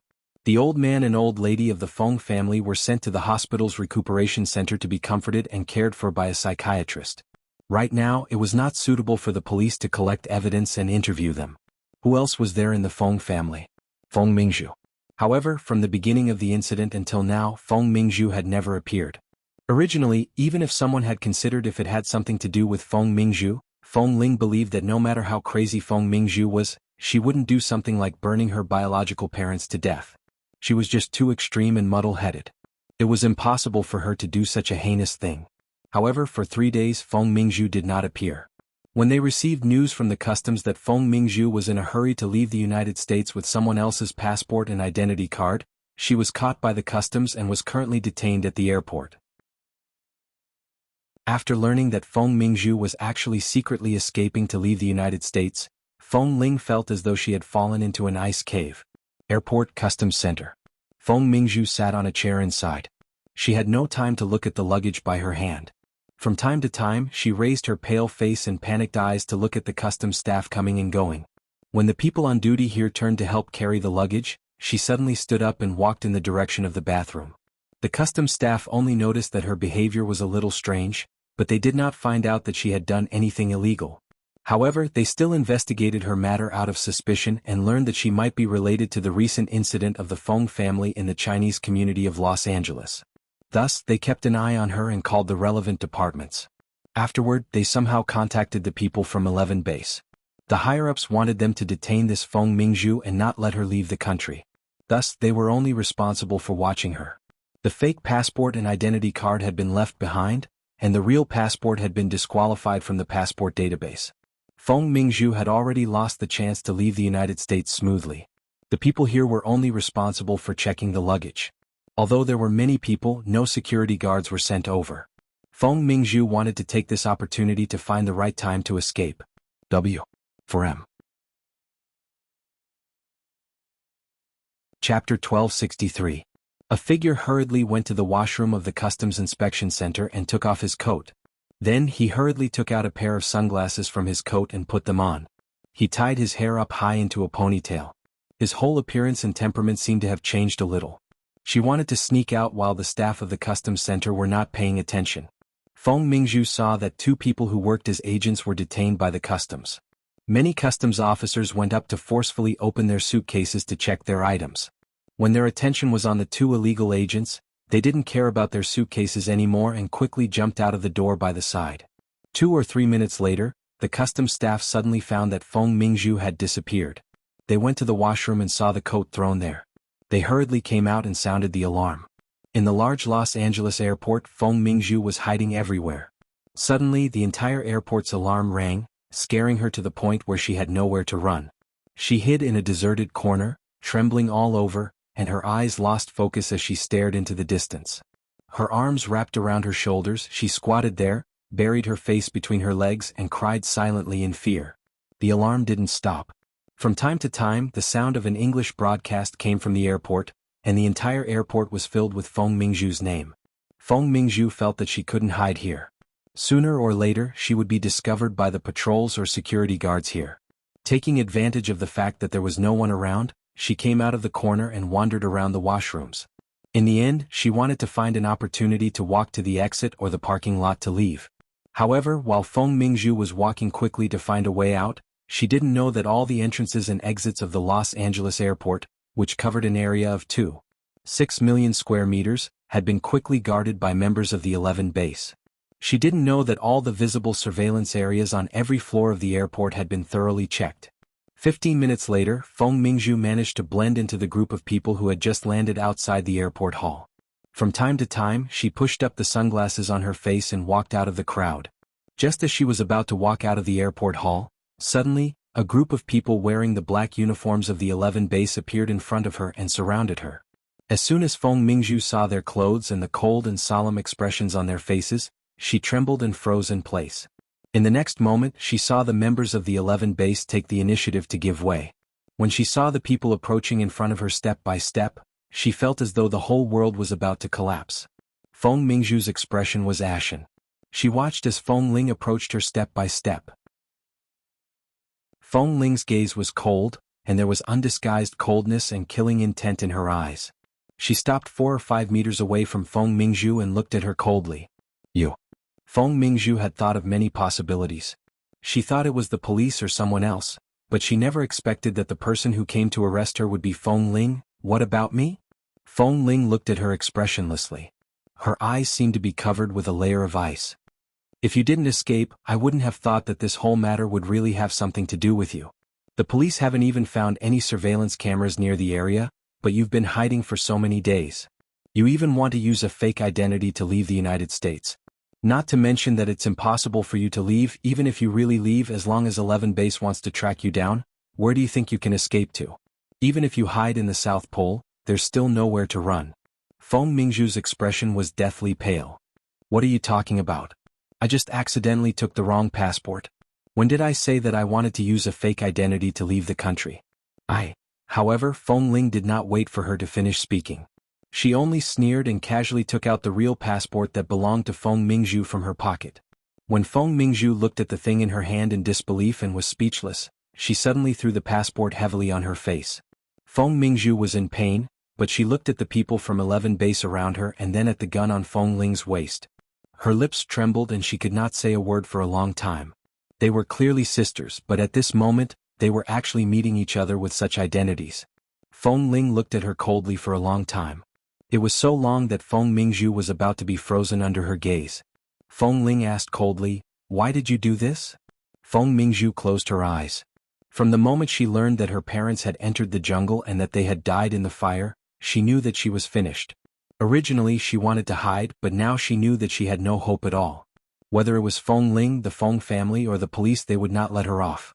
It was impossible for her grandparents to protect her. She didn't know why she suddenly walked into a desperate situation. She just wanted to stop Feng Ling from coming back. Feng Mingzhu closed her eyes. It was unknown whether she was crying or smiling. After a long time of tolerance, she suddenly knelt on the ground and cried loudly. She cried until her neck was red and her entire face was red. She cried until she was out of breath and shouted, "I didn't want to kill them. I didn't expect them to go in. Those are my parents. They are my parents. I only want to burn you to death, not them." Feng Ling's hands that were quietly hanging by her legs suddenly clenched into fists. I didn't want to. Feng Mingzhu had completely broken down. "I haven't eaten or slept for days. I just don't want you to go back to the Feng family. Why do you want to live? I just want you to die there. The person I want to burn to death is you. But why are they the ones who die? Why?" She raised her hand and held her head hard, screaming and crying. "I don't want to do this either. Why did they go in? I don't want to kill them at all. But what can I do? What can I do? What can I do? By the time I know, it's already too late." Feng Ling endured and walked forward, kicking Feng Mingzhu's chest hard. She then walked forward and pulled Feng Mingzhu up, who had been kicked to the ground. She grabbed her collar tightly with both hands and looked at her fiercely and coldly. "Feng Mingzhu, you're really stupid. How can I have the same blood as you?" Feng Mingzhu's entire body was in a sorry state. She looked at her with a miserable expression. Feng Ling's kick was very painful, and there seemed to be the taste of blood in her throat. She tried hard to swallow it, but a cold gun was suddenly pressed against her forehead. Feng Mingzhu shivered all over and looked at her with trembling eyes filled with fear. "We're clearly sisters, but there's such a big gap between us. Do you think you're the daughter of a famous family? You've been living a luxurious life since you were young, and I'm an orphan who can't be on your so-called stage?" Feng Ling's voice was cold and she said word by word coldly, "But do you know where the real gap between us is? That is, if you want to kill me, it's still as difficult as ascending to heaven as you plan carefully and advance step by step. And if I want you to die, I can make your blood splatter on the spot right now." Asking for monthly votes for M. Chapter 1264. Feng Ling had already pulled the trigger. As long as she hooked her finger, she could immediately send Feng Mingzhu to meet her parents. Feng Mingzhu's eyes were full of fear. She knew she was doomed. But facing a woman who seemed to be possessed by the king of hell, she really felt a gun pressed against her head.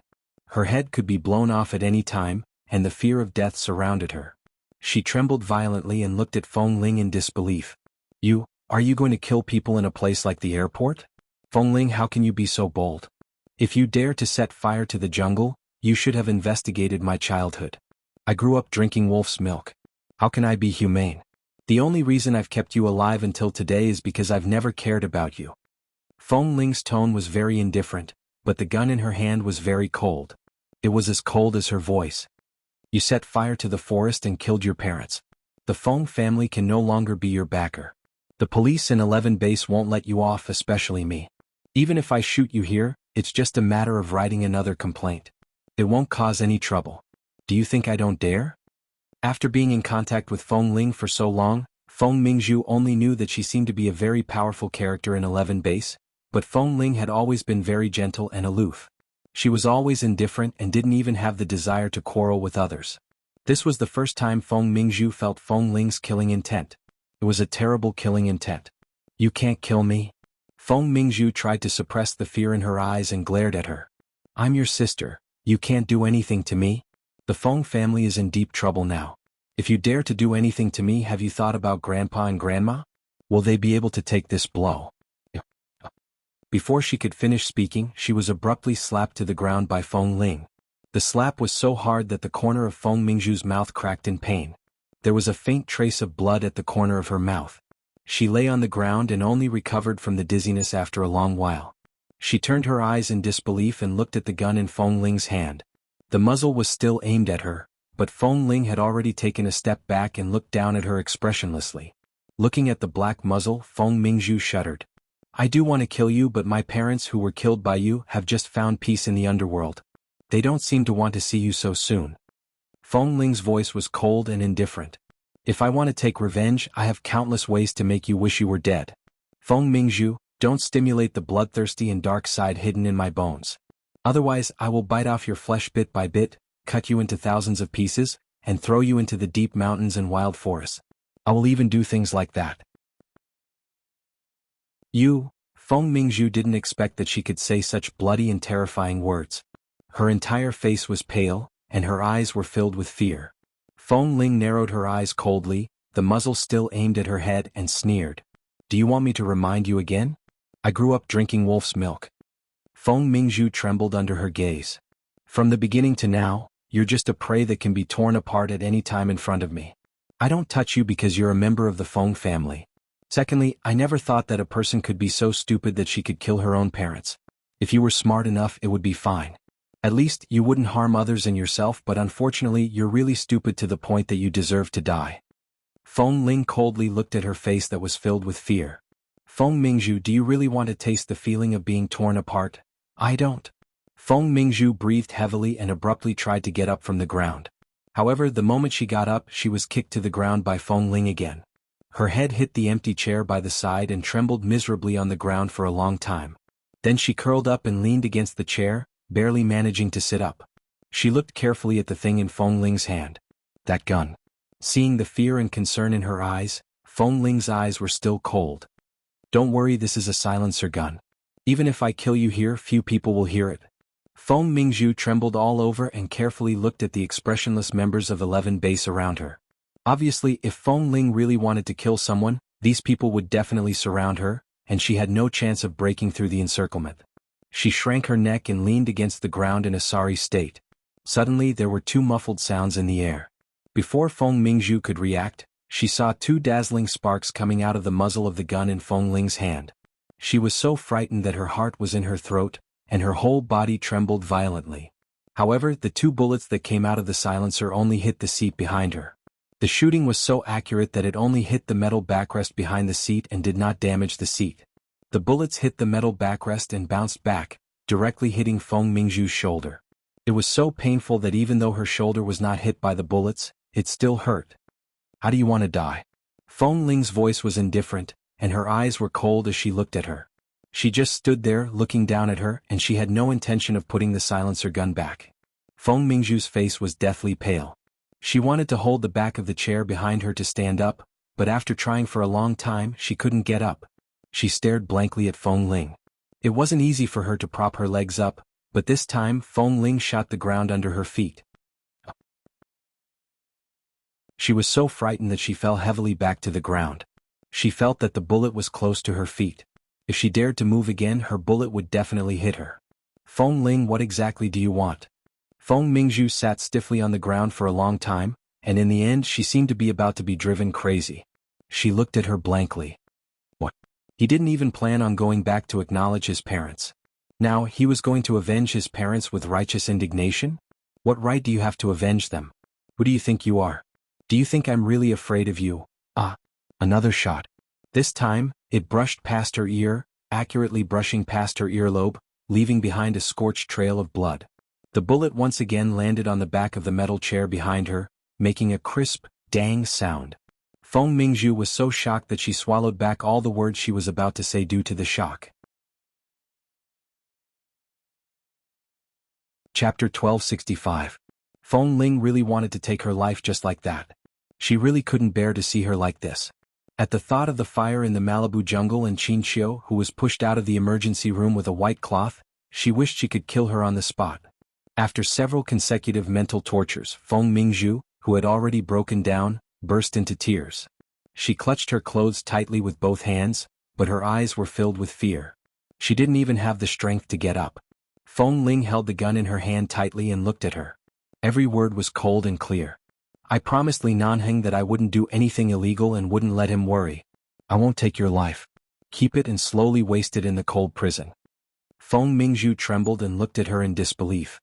What are you going to do? There's no death penalty in American law. Feng Ling, if you dare. At this moment, the cold muzzle of the gun was suddenly pressed against her forehead. Feng Ling walked forward, leaned down, and pressed the muzzle against her. She said lightly, "There's no death penalty in the law, but I do." Unfortunately, death is too easy. It's better to let you suffer in prison for the rest of your life. I'll let you repent and torture yourself every day and night for killing your parents with your own hands." Feng Mingzhu opened her mouth. "You?" At this moment, Feng Ling put away the gun and no longer looked at her. She turned around expressionlessly and walked away. After taking a few steps, she said coldly, "Take her away." Behind her, Feng Mingzhu screamed in horror as she was dragged up by the members of 11 Base. Feng Ling quickly walked out of the airport hall with her hands in her pockets. She had been suppressing her temper that was on the verge of erupting. She was afraid that if she really couldn't control it well, Feng Mingzhu would really die here. She knew very well just how much she wanted to kill Feng Mingzhu right now. She endured it until her hands trembled. She endured it until the tip of her tongue hurt from being bitten by her and the taste of blood spread in her mouth. Only then did she calm down. She put the safety of the gun in her pocket back on to prevent herself or the people accompanying her from accidentally injuring herself or the people accompanying her. Feng Mingzhu was dragged into the car and kept screaming. Feng Ling did not look back. She only looked at the blue sky above the airport highway in the distance. It had been a long time since she had seen the sky like this. In the forest, she had always lived in the shade of the dense forest. Although there were occasional rays of sunlight, it was not much. It had been a long time since she had seen such a clear blue sky. Feng Mingzhu returned to the hospital. As she promised, she only caught Feng Mingzhu back and asked the people of 11 Base to take her to the police station. Feng Mingzhu was now stimulated by the death of her parents and was incoherent, but all the evidence was with her. As long as she handed it over to the police, they would find out what method she used to set fire to the forest so smoothly. However, when she returned to the hospital, there were not many people left in the hospital. The 2 elders of the Feng family had been traumatized and had been accompanied by a psychiatrist. Mr. Feng and Mrs. Feng were in the morgue. Feng Ling didn't know what else she could do in this place, so after entering the hospital, she did not enter again. Instead, she sat on the bench by the side of the hall on the first floor. Her eyes were lifeless as she sat there motionlessly. Li Nanheng learned that she had returned, but he did not wait for her to go upstairs. Not long after, he learned from the members of the base that she was sitting on the first floor in a daze and walked down. He was walking on the escalator, facing where Feng Ling was sitting. The man walked over step by step. Feng Ling's eyes were indeed looking in that direction, but she seemed to have lost focus as though she hadn't seen anything. Clearly, she had fallen into a kind of self-consciousness. When she vaguely felt a familiar aura, Feng Ling's eyes moved and she recovered some energy. She raised her eyes to meet Li Nanheng's gaze. The man had already walked up to her and looked down at her. "I didn't kill her," Feng Ling said stiffly and mechanically. Li Nanheng reached out and stroked her face. "I know." All the wariness and thorns in her body seemed to be instinctively retracted in front of him. Because of the man's approach, Feng Ling pressed her head against his body and pressed her forehead against his abdomen. She whispered, "I don't know what else I can do. The Feng family is in a mess right now. I didn't want to have anything to do with the people in this family, but I can't control myself now. I really feel terrible." Li Nanheng gently patted her shoulder. "Leave everything to me." Feng Ling pressed her head against his firm abdomen and closed her eyes. She raised her hands and silently hugged him. After a long time she asked in a low voice, "What should I do next?" She didn't know if her senses were wrong, but she seemed to feel that after a few seconds of silence, Li Nanheng touched her hair. "Let's deal with Mrs. Feng and Mr. Feng's funeral first. After sending them away, I'll tell you what you should do." At this time, Feng Ling trusted Li Nanheng unconditionally. She also believed that everything he did for her was developing in a good direction. She also knew that he would definitely plan a good situation for her. Everything would be arranged according to her. However, her home in the jungle was gone. She hugged him tightly and said in a muffled and hoarse voice, "In the future." Li Nanheng interrupted her and said warmly, "You haven't slept well these days. We'll deal with the funeral tomorrow. Go to sleep first. I'll accompany you." Feng Ling nodded and was about to get up when the man hugged her. Before she could react, he picked her up by the waist. She was startled. The moment the man picked her up, she turned to meet his gaze. She instinctively wrapped her hands around his neck and looked at the man's face and his firm dark eyes that seemed to be able to cover all pain and suffering for her. At this moment she suddenly rejoiced that she had held back. She didn't like to cause trouble for Li Nanheng. Even though she knew that even if she really shot Feng Mingzhu at the airport, Li Nanheng still had the ability to protect her. But she didn't want to cause trouble for him. Li Nanheng hoped that everything would be fine for her. He didn't want her to be involved in these troublesome matters. Looking at the man's cold and clean side profile, Feng Ling's fatigue finally surged into her heart. She closed her eyes and leaned against his shoulder, allowing him to carry her to the break room. Chapter 1266. Feng Ling didn't know how to deal with her parents' funeral. After Feng Mingzhu was taken away, she had been in a daze for the past few days. During this period, she had cooperated with the psychiatrist to treat the two elders of the Feng family and had visited them. The two elders were already old. In just a few days, the white-haired people had sent off the black-haired people, and they had become even more haggard. However, when they saw that Feng Ling was still standing here, they felt somewhat relieved. Feng Ling wasn't sure if they knew about Feng Mingzhu. They didn't mention Feng Mingzhu's name, so they should know. If they didn't mention her name, it meant that they didn't want to mention these things anymore. This was a good thing. This was enough to show that the two elders were not stupid people. They knew the truth. Even if she was their own granddaughter, they couldn't protect her after discovering such a thing. In fact, Feng Mingzhu's original intention was to burn Feng Ling to death. This intention was even more chilling. No matter how one looked at it, Feng Mingzhu was completely defeated because of her poor planning and excessive haste. She would never be able to come out again in her lifetime. When the matter with the Feng family came to an end, the member of the base who was in charge of dealing with the jungle returned and brought her a few photos of the scene. Feng Ling looked at the enlarged photos on the screen of her phone and saw that the jungle she had lived in since she was a child had completely turned into a charred ruin. The entire jungle with a radius of thousands of hectares was no longer recognizable. The members of the base took photos of the house and cave where she and Li Nanheng lived. As the house was near the cave, there weren't many trees around. The tall grass had long been cleared because they lived there. There was nothing flammable within a few hundred meters, so only the left corner of the cabin had been burned a little. The originally beautiful cabin had now been completely blackened. The clean, tidy and lively little yard that she and Li Nanheng had personally built was now completely gone. Even though the house was still there and the outline of the house could still be seen clearly, it could no longer be lived in. The psychiatrist that Li Nanheng had arranged for the two elders of the Feng family accompanied them home. For the time being, he needed to observe them for a period of time. After all, these two elderly people were old and had seen a lot of things. Although it was really painful for the elderly to send off the young, they had recovered well. After a few days of psychological treatment and emotional control, as well as the quiet funeral arrangements, the two elderly people just wanted to go back and rest for a while. Li Nanheng was in charge of the matter. He did not let Feng Ling interfere.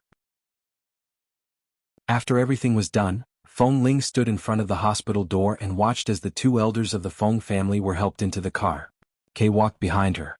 Are you really not going back to the Feng family with them? Feng Ling's family background was not spread in the base, but the people around her had basically learned about it after these days. If the Feng family needs help, I will do my best to help, but there is only 11 base behind me. If there is anything that can be called back, it is only 11 base, Feng Ling said softly as she watched the two old people's car leave. Kay nodded. That's good. You haven't come into contact with outsiders for so many years. In the beginning we were worried. If you really followed these two elders back to the Feng family to become the daughter of some rich family, that kind of scene really feels very strange and you definitely won't be used to it. But then again, Boss Li really spoils you enough. He has accompanied you outside for so long. Now you can finally return to the team, right? The group of newbies you trained back then is now quite good. You can go back at any time to continue training the newbies. Anyway, their drill master is temporarily sent by Han Jin. On the other side, Kay was chatting and laughing with Feng Ling, and Feng Ling also responded from time to time. Li Nanheng came back from outside and his gaze fell on Kay. Kay's expression faltered and he quickly took 2 steps back from Feng Ling's side. He then said with a smile, Boss, I'm talking to Feng Ling. I'm afraid that she will go back to the Feng family with us because her heart aches for her grandparents. But I've already gotten the truth out of her. She has no intention of going back at all. Boss, you've been waiting for a long time? Was he trying to trick her? Feng Ling didn't smile much, but hearing Kay's words, she smiled helplessly. Boss knows better than me what I think. Do I need you to trick me? I've never wanted to leave you guys. All right, you are the most loyal to the base. Kay glanced at her. I won't disturb you from showing your loyalty in front of Boss. I'll leave first. When you return to the base, the brothers will give you and Boss a good welcome. Feng Ling nodded. She couldn't go back to the jungle. She had planned to return to the base after winter, but now it was only a few months ahead of schedule, so it was fine. Li Nanheng did not speak, but Feng Ling instinctively felt that he had something to say. After Kay left, she looked up at him. Boss. She had always been embarrassed to call him husband or something. Usually she would just call him Nanheng. To her, the most intimate and familiar thing was to call him boss. Even in the past 6 months in the jungle, she often called him by his full name or boss. Except when he always forced her to call him husband in bed, Nanheng did not force her to change her way of addressing him. Let's go. Where to? Home.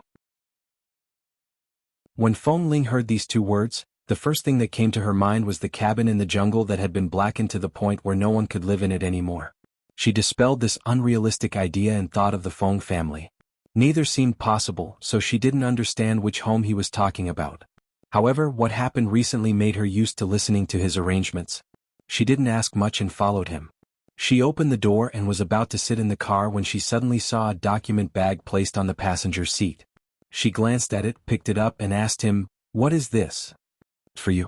Li Nanheng didn't look at the document bag in her hand and replied, "Get in the car and go home first. There's no hurry to read it."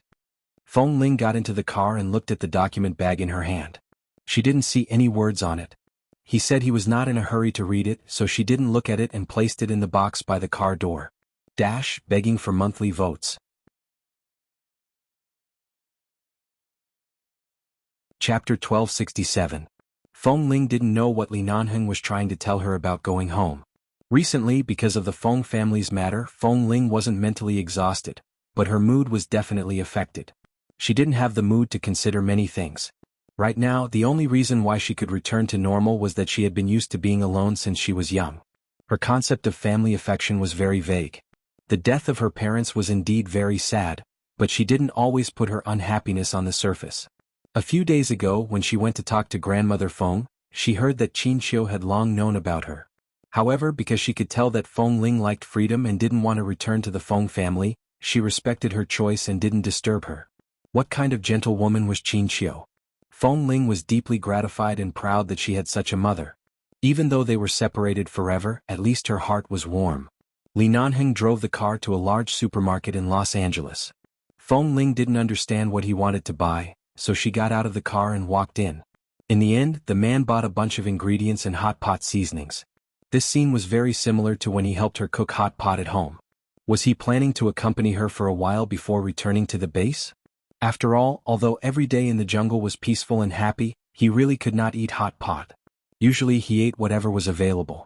He had almost forgotten the taste of the food outside after a long time. He had gone out to buy something at the last minute that day, but in fact the taste was very average near the beach. Seeing the seasonings and hot pot ingredients that the man had placed in the shopping cart, Feng Ling subconsciously swallowed and accompanied him to choose various ingredients and vegetables. The 2 of them walked in the supermarket for a long time and bought one thing after another in the car. At first, Feng Ling thought that Li Nanheng planned to stay in the home he mentioned for a while so that she could ease the regret of not being able to return to the jungle, so she wanted to buy more things. However, later she found that Li Nanheng did not continue to put things in the shopping cart. Instead, he seemed to be delaying for a long time. He walked aimlessly in the supermarket and time passed bit by bit. Feng Ling asked him if he had anything to buy, but he forgot.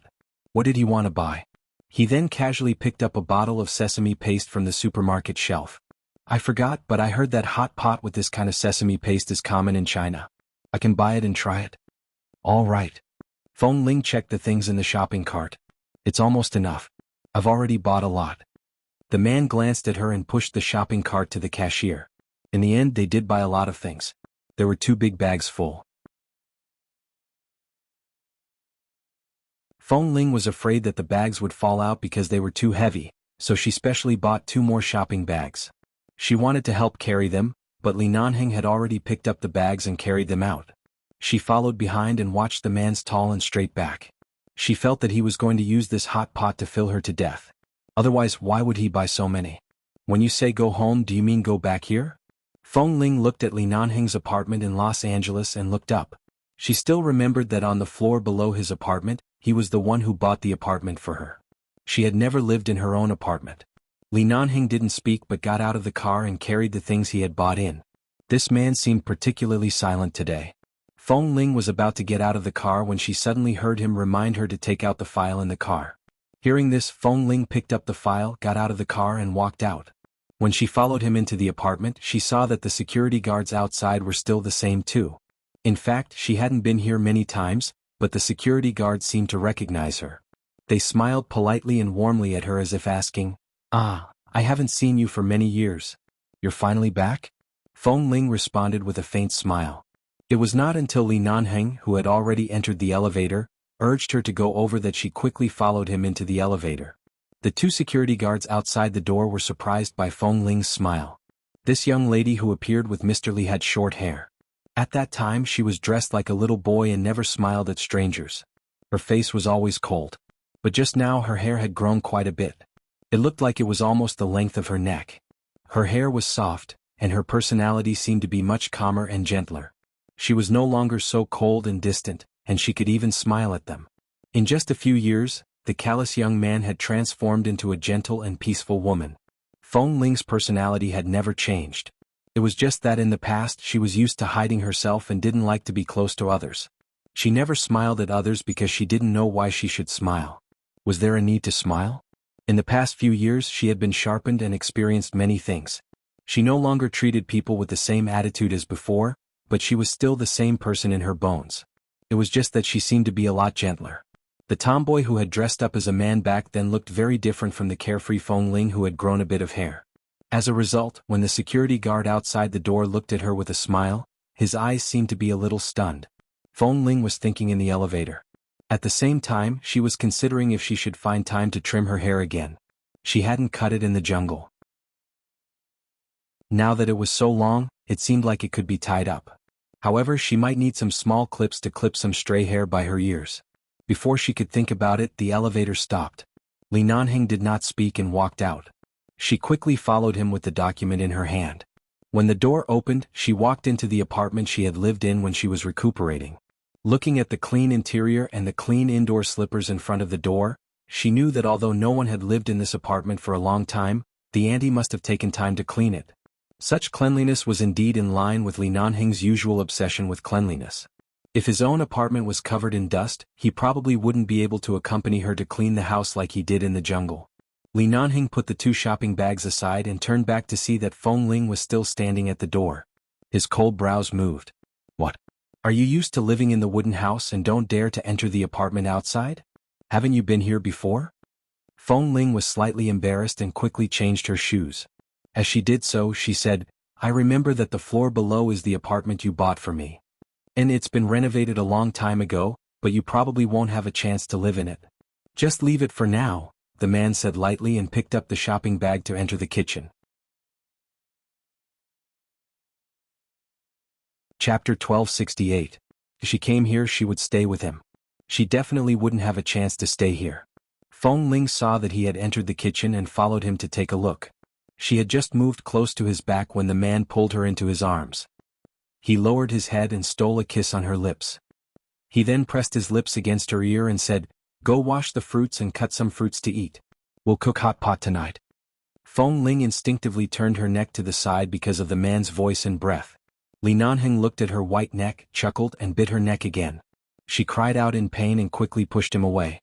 She wanted to help him, but when they were in the jungle, this man had already developed the habit of taking care of her everywhere. He almost let her idle by the side. Now that he arranged for her to wash the fruit, he was already giving her face. She took out the small bag of fruit from the shopping bag in front of him and went to the side to turn on the tap to wash it. After the sound of water flowing for a while, Feng Ling washed and cut the fruit and placed it on the fruit plate. She then picked up a piece of pineapple with a fork and handed it to Li Nanheng's mouth. Li Nanheng took a bite and, as she expected, frowned. "Why is it sour again? How many pineapples aren't sour?" As Feng Ling spoke, she picked up a piece of sweet pear and placed it by his mouth. The man lowered his head and was about to eat it, but she suddenly took the pear back and ate it herself. Li Nanheng raised his eyebrows and glanced at her because of her mischievous actions, but Feng Ling said as she forked other fruits, "I won't give you the pear. 2 days ago, I heard Kay and the others say that pears are not suitable for sharing. Then I'll give you grapes." After stuffing the grapes into the man's mouth, she returned to the living room with the fruit plate in satisfaction. She put down the fruit plate and glanced at the document bag on the coffee table. Remembering that he said it was for her, she was about to pick it up and open it to see what it was. "There are clothes you can wear in the closet in the bedroom. Go change into comfortable clothes. The man's voice came from the kitchen. Feng Ling's eyes shifted to the bedroom. She hadn't lived in his apartment for long. Why would there be clothes for her? She subconsciously walked into the bedroom and opened the door of the closet. Sure enough, there were a few women's clothes in her size. They were all new and the tags had not been removed. When did he buy them? It couldn't have been recently. In other words, after she stayed here for a few days, Li Nanheng had specially bought a few new clothes to put here because of all the inconveniences? She was wearing casual clothes in the jungle. These days, because of her parents and the Feng family's second son, she didn't pay much attention to her clothes in the hospital. She needed to change, so Kay and the others brought some clothes from the base that she could wear. However, those straight men didn't know how to search for clothes in her empty room, so they casually picked 2 uniforms and sent them to her. The black combat uniform did look valiant and heroic, but it was inconvenient to wear it at home. Moreover, it was tight-fitting. Feng Ling picked out several new clothes and finally chose the softest and most comfortable short-sleeve t-shirt and sporty light-colored trousers. Because her long hair made the back of her neck itchy, she casually combed her hair back, but she never had anything to tie her hair with. A grown man like Li Nanheng definitely wouldn't have one. A few things she had bought in the supermarket appeared in front of her eyes. Her eyes lit up and she walked out. After going to the kitchen, she rummaged through the shopping bag by Li Nanheng's hand. Sure enough, she found 2 vegetables tied with rubber bands. After removing the rubber bands, she combed her hair back and tied it into a ponytail. However, because it was not long enough, some strands of hair on both sides of her cheeks fell forward and covered her cheeks. Li Nanheng watched her movements and then looked at her hair for a long time. Feng Ling put away the bundle of vegetables she had just untied and took out other things from the shopping bag to help him pack up. She subconsciously looked up at him. What are you looking at? The little woman's hair was half tied behind her head. Because there was hair on both sides of her cheeks, when she raised her head, she shook her head slightly. Her eyes were clear and clean. Li Nanheng's heart softened. He habitually raised his hand to rub her hair, but when he saw the little tail she had tied up, he subconsciously retracted his hand. In the end, his fingers landed on her cheek and helped her tuck the strand of hair behind her ear. Feng Ling blinked and looked at him. My hair is long. It's inconvenient to do anything. Can I cut it tomorrow? She did not say that she was going to cut it but asked for his opinion. After all, she had heard that men usually liked women with long hair. Although she was not used to it after being in the jungle for so long, her hair had grown to her neck. No matter how unaccustomed she was, she had gradually gotten used to it. She just felt it was inconvenient occasionally. Do whatever you feel comfortable doing. In my eyes, even if you shave your hair like mine, you'll still look good. The man smiled. Feng Ling was coaxed by his words and a smile appeared on her face. There are so many ingredients. How long will it take for you to clean up? You didn't eat much at noon. Don't eat too late at night. I'll clean up with you. The man did not stop her. He glanced at her and curved his lips. You're becoming more and more like a virtuous little wife. I'm letting you enjoy more. Now that you're back, you should be more comfortable. I'm quite comfortable. People can only see many things after experiencing some things, but I'm glad that I've seen through them before I experienced them, Feng Ling said as she picked the vegetables. I've thought about the Feng family. In the future, I'll take some time to visit the 2 elders and visit my parents' graves regularly, but life has to continue. The only regret is that small wooden cabin, but I always remember what you said. As long as you're there, it's home, so I actually like to do things with you. This way there's the feeling of 2 people living together. I feel very satisfied. Feng Ling usually did not speak much. Even when she was in the jungle, she often sat by the side and watched Li Nanheng busy himself. She did not say much, but at that time, the smile in her eyes grew wider and wider. This was the first time she had opened her heart to him and told him what was on her mind. It was also the first time she had talked about so many things in her heart.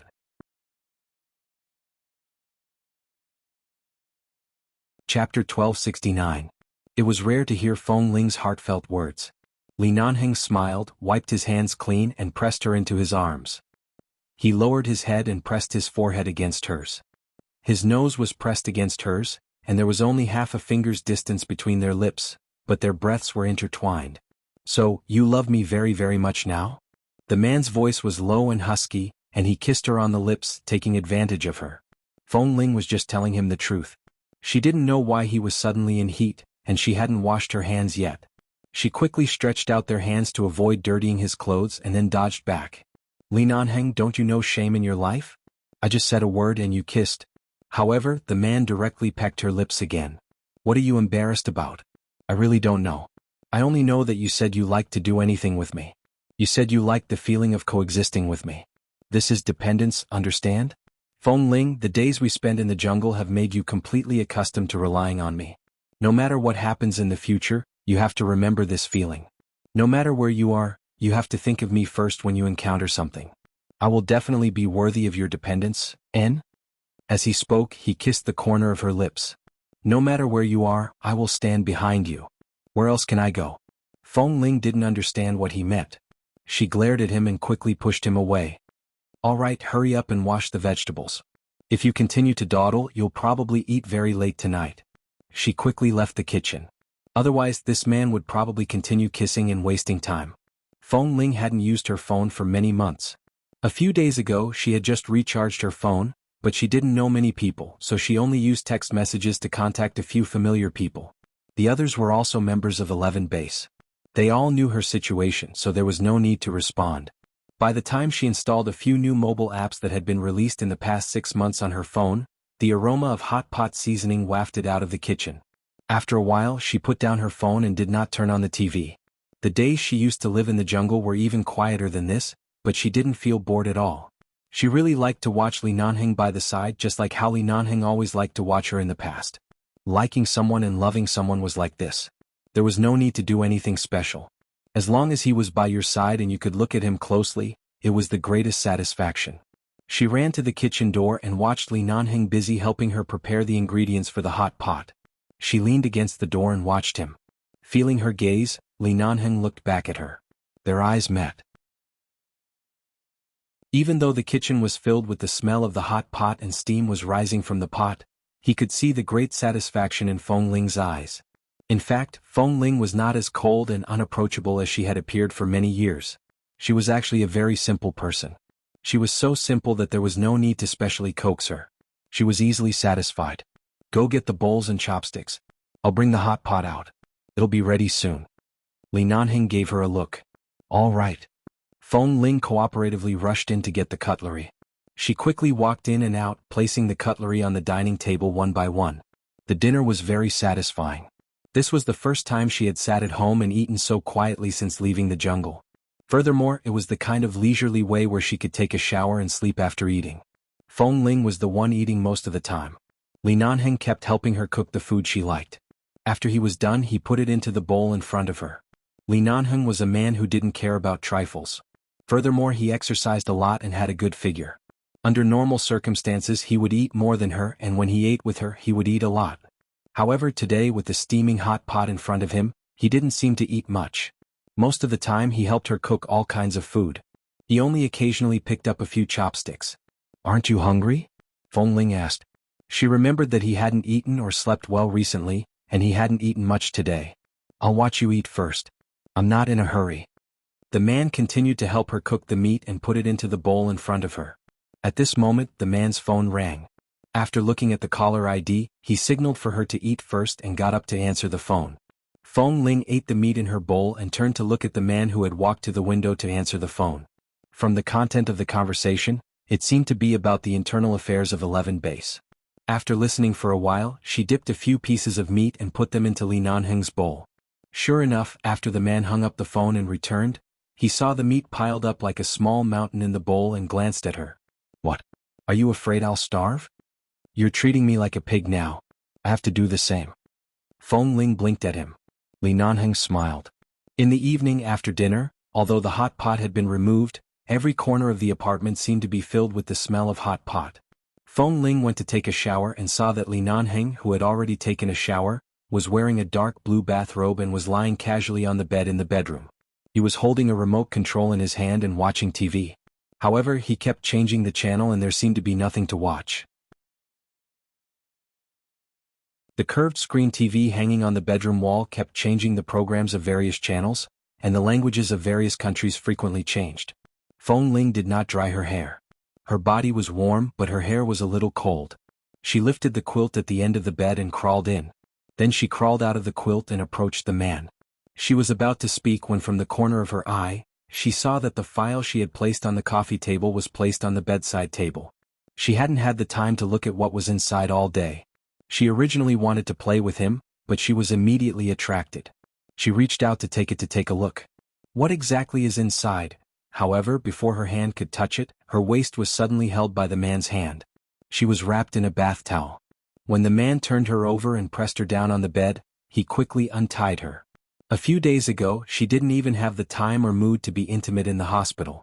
Right now, the man seemed to be unable to hold back. He kissed her eagerly and his breathing was heavy. This was also the first night after leaving the jungle and returning to normal life. Feng Ling's heart warmed and she took the initiative to respond. The man groaned on her body and the kiss on her lips almost turned into a fierce bite. This night, it was not an exaggeration to say that they were entangled to death. In the end, Feng Ling lost her strength and fell asleep. However, she woke up before dawn because she had a nightmare and could not sleep. She quietly got up and saw the file on the bedside table. She reached out to take it and opened it. After flipping through page by page, she saw the words Feng Ling and expelled from the base. Her gaze paused and she abruptly turned to look at the man who had woken up. Chapter 1270. Li Nanheng, what is this? Feng Ling held the document that removed her from the base. The man sat up on the bed and said indifferently, after dawn, I'll send you back to the Feng family. Feng Ling stared at him for a long time. In the end, she pursed her lips and suddenly felt that her shoulder outside the blanket was a little cold. It was so cold that she couldn't help but shiver. Li Nanheng saw it and was about to help her pull the blanket up, but Feng Ling abruptly moved to the side and avoided his hand. At the same time, she raised the document that removed her from the base and placed the contents of the removal and his signature and seal in front of him. What? She didn't ask why she wanted him to return to the Feng family. Instead, she asked why he removed her from the base. Why did he remove her from the base? This was equivalent to completely kicking her out of 11 base. She could never go back. She didn't even have a way out.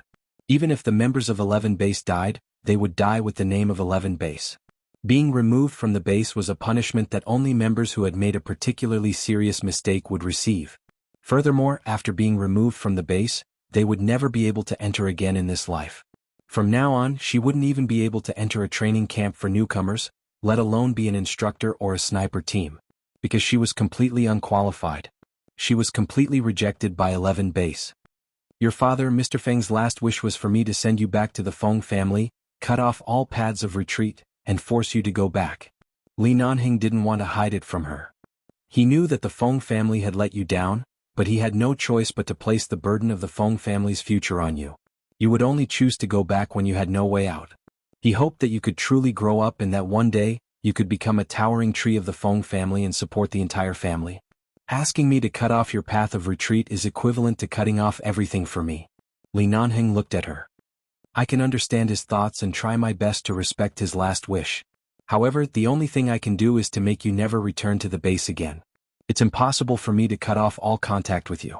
Feng Ling's hand trembled as she held the document.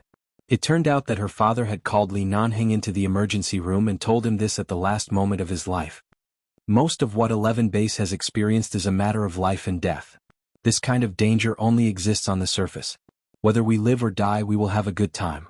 Li Nanheng said, in the outside world, people kill without spilling blood. That's the real danger. After experiencing despair and pain, perhaps you will grow.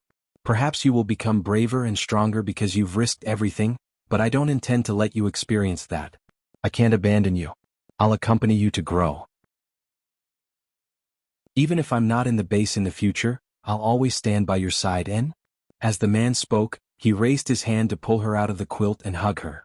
However, Feng Ling's eyes were cold and she moved back an inch. Her voice was indifferent and emotionless. She only said, Li Nanheng, you said you would never push me away. I didn't push you away. Li Nanheng looked into her eyes. I will accompany you. I will change my identity and role. I will no longer be Boss Li but just Li Nanheng. When Feng Ling heard this, she suddenly smiled and put down the document in her hand. Her bare shoulders outside the quilt felt cold. Do you know what 11 Base is to me? I know. Then do you know what this document that removed me from 11 Base represents? Feng Ling looked at him and her eyes gradually became bloodshot. However, she still forced herself to suppress it and clenched the quilt tightly with her fingers. I know. I once told Feng Mingzhu that since I was a child I had nothing. The only thing I had was 11 Base behind me. But I didn't expect that one day I would be removed from the base. It was no longer as simple as driving me away. Instead, I was removed from the base and cut off all the connections between me and 11 base. Li Nanheng, how can you do this? Li Nanheng's voice was very, very light, as if the wind would blow it away at any time. But I didn't expect that one day I would be removed from the base. Feng Ling, listen to me. The business world is not like the battlefield. If you want the Feng family, you have to cut off ties with the base. Otherwise, you don't have to say it. I understand. Feng Ling looked at him coldly. I understand all the stakes. As long as I'm no longer a member of 11 base, the grudges between me and the terrorists I've fought with will disappear. If there's any trouble, they won't look for me first but will only target 11 base, right? I understand everything. I understand everything. Even now, you haven't even asked me a word and have already made all the decisions for me. Do I have any chance to object? Even if I cry, throw a tantrum, or beg you endlessly, I still can't go back, because all of this has already been decided in your hands. Feng Ling slammed the stack of documents in her hand on the pillow in front of him. Li Nanheng, have you ever asked me a word? Have you ever considered my thoughts? Even if you asked me if I was willing or not, even if you asked me once. Feng Ling stared at him and felt as if there was a taste of rust in her throat. The bitterness made her voice hoarse. Li Nanheng, what right do you have to make decisions for me? I was an outstanding member of the team in the base. Feng Ling was the best sniper in 11 base. I trained a group of outstanding and qualified newcomers. My everything is there. You Li Nanheng, what right do you have to drive me away? Feng Ling gritted her teeth and said the last few words.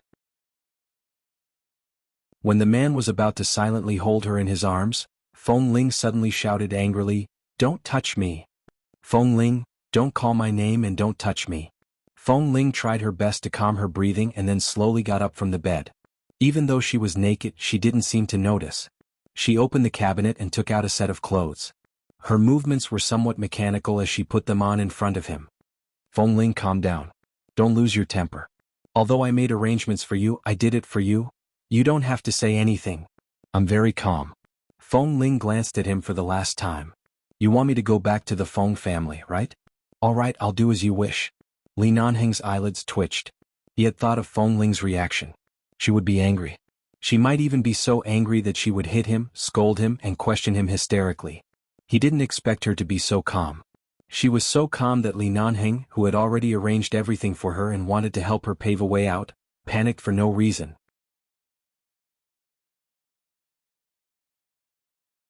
Chapter 1271. When Feng Ling turned to walk out, she suddenly saw the black base uniform she had changed out of yesterday folded in the open cabinet door. Looking at the uniform, her eyes were filled with a bone-chilling coldness. The words, expulsion, and the seal on the document kept appearing in her mind. The jungle she had lived in since she was young had been burned down, and her cabin was gone. She thought that she could accept all of this calmly because at least she still had 11 base in Li Nanheng. But she never expected she would be removed from 11 base. At this moment she had nothing left. What a good Li Nanheng. He clearly knew how painful it would be for her to be cut, but he actually could bear to do it. Feng Ling clenched her fists tightly in her sleeves and walked out quickly. Feng Ling, stop. Li Nanheng abruptly got out of bed, put on his pants, rushed out and grabbed her wrist. Feng Ling knew that she couldn't shake him off, so she didn't struggle. She only staggered when the man grabbed her. When she regained her balance, she turned to look at him.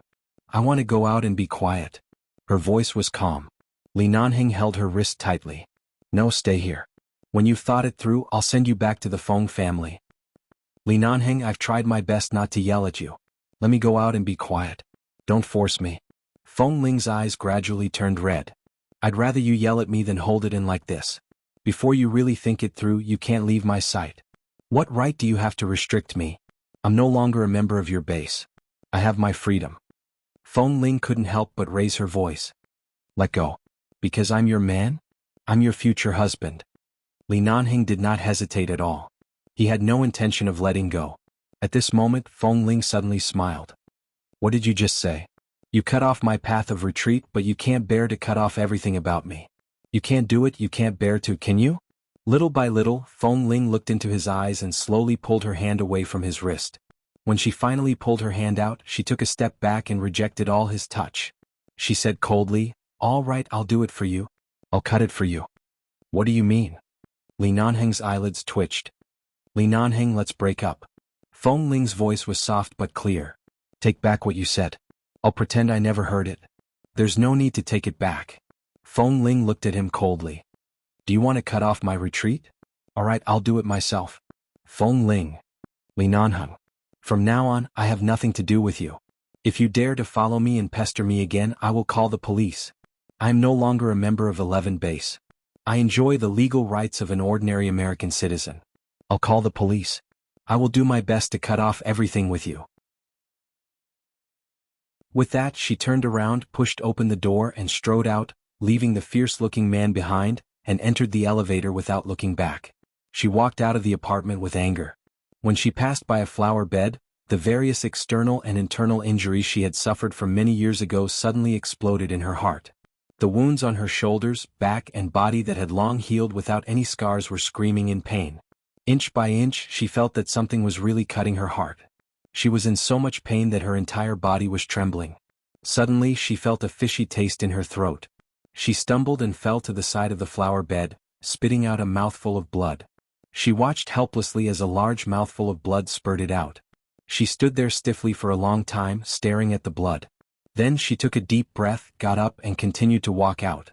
When she was about to walk out of the apartment, the two security guards saw the blood on the corner of her mouth and chin and hurriedly came out to ask her what was wrong, but Feng Ling walked out blankly as if she didn't hear them.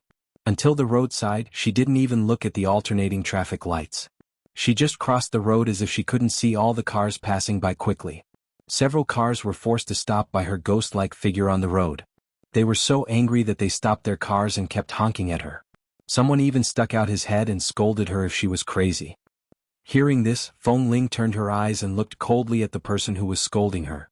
As soon as the people in the car saw the blood on the corner of her mouth and the cold eyes that seemed to be able to freeze people's hearts, they subconsciously closed their mouths, cursed her in a low voice and quickly drove the car behind her.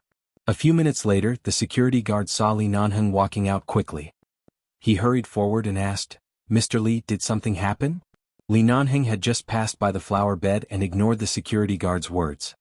His eyes were searching outside, but in the next moment he suddenly heard the security guard say, We just saw the lady who came back with you yesterday. Just now she seemed to be uncomfortable and vomited something. They didn't dare to say that they saw her vomit blood. After all, it sounded scary. How could a person suddenly vomit such a big mouthful of blood? It was not a martial arts drama. Li Nanheng's eyes paused because of the security guard's words and he turned to look at the flower bed. He only saw a dark dried blood stain on the edge of the flower bed. Blood. He seemed to remember that in the jungle a few days ago when Feng Ling carried Qin Xiu out, her stomach had been uncomfortable. The day before the incident she had just vomited and went to the hospital. At that time she was not feeling well, but she endured all the discomfort and rushed into the sea of fire to carry Qin Xiu out. Later, her complexion had been very bad. Even Li Nanheng thought that she was in a bad state because of the death of her parents. In the next few days she suffered a series of heavy blows, but she endured it and did not say anything. She did not cry or complain but quietly and sensibly worked hard to live a good life. Looking at the blood stain, Li Nanheng instantly felt his temples throbbing. He walked out quickly, only to see the cars driving back and forth on the road and Feng Ling had disappeared. She only wore a set of clothes when she left and did not bring her cell phone with her. Li Nanheng went outside and quickly ran around but did not find her. He then drove around and finally drove back. He asked the security guard to check the surveillance cameras in and out of the community. At the same time, he called the traffic bureau to find all the surveillance cameras on the nearby routes. He shouldn't have been so angry at Feng Ling's words that he delayed for a few minutes. He should have chased after her and detained her. He couldn't let her leave in such a daze.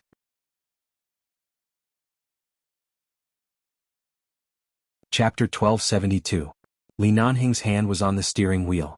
The car circled around within a radius of more than 10 miles, looking for her. As long as he could find her, he would search for any place where there could be people. After searching for several hours, he still couldn't find Feng Ling. At that time, she clearly couldn't have gone too far. She didn't bring anything with her, nor could she have left by car. He had watched the videos submitted by the security guards of the community and the traffic bureau one by one. He could only see Feng Ling walking out of the community alone and crossing the road like a ghost several times in a row. Li Nanheng's brows twitched violently. She had never felt any kinship since she was young. Although the sudden death of her parents was a huge blow to her, it wasn't as big as being removed from 11 base. At the very least, when her parents passed away, Feng Ling could still maintain her sobriety and rationality. However, being removed from 11 base had clearly destroyed her last bit of rationality. In the surveillance footage, Feng Ling had been walking on foot. Combined with all the surveillance footage, it could be seen that she had walked to a lake park 6 to 7 kilometers away before disappearing. She must have entered the park. This was a park used to enjoy the flowers, the lake, and the fitness. There were exits on all sides and surveillance cameras, but the surveillance camera at the back suddenly broke down this week. Feng Ling disappeared after entering the park. Li Nanheng went to search around the park and guarded the exit for a long time, but he didn't see Feng Ling. If it was the Feng Ling from a few years ago, he believed that she wouldn't do anything stupid. She was strong-willed and would never allow her to give in to everything. However, what had happened recently, as well as Feng Ling's habit of learning how to rely on him and how to soften her temper and personality, all sorts of things piled up together. Recalling the pool of blood by the flower bed, Li Nanheng's expression was so dark that it could drip water. He slapped the steering wheel heavily and continued to drive to the north gate of the park. He knew that whether he forced her or coaxed her step by step to solve this matter tactfully, the result would be the same. Even if they had been intimate last night, even if she had taken the initiative to crawl under the blanket and lie on him yesterday. At this moment she had disappeared without a trace. Li Nanheng found that he often couldn't find her. The reason was that she was different from others. Others would definitely bring a cell phone when they went out, but she often forgot to bring her cell phone. It was difficult to find her even if he wanted to find her. He wished he could tie such a woman to his side every day to prevent her from disappearing at any time. How could he push her away? He would never push her away. But Feng Ling did not accept it. After searching for a long time, he suddenly saw many cars stopping on the road ahead. Li Nanheng rolled down the window and heard someone shouting nearby that there was a car accident ahead. A young girl was hit by a car and was unconscious. Li Nanheng's eyelids twitched and he hurriedly drove the car over. When he rushed into the crowd, he squeezed through the crowd, only to see that the person lying on the ground was a woman with long hair and exquisite makeup who was wearing a fashionable skirt and carrying a delicate small bag. He heaved a sigh of relief. Seeing that someone had lifted the young woman who had fallen in a pool of blood in front of the car, Li Nanheng backed the car away. After withdrawing from the crowd, he looked at the bustling road that had begun to be blocked, parked the car by the side of the road, leaned back in the chair and drove north. His mind was filled with the scene of Feng Ling saying ruthless words before she went out, but her eyes were clearly bloodshot. The car window rolled down. The man placed one hand on the steering wheel and the other hand took out a cigarette from the car's storage box.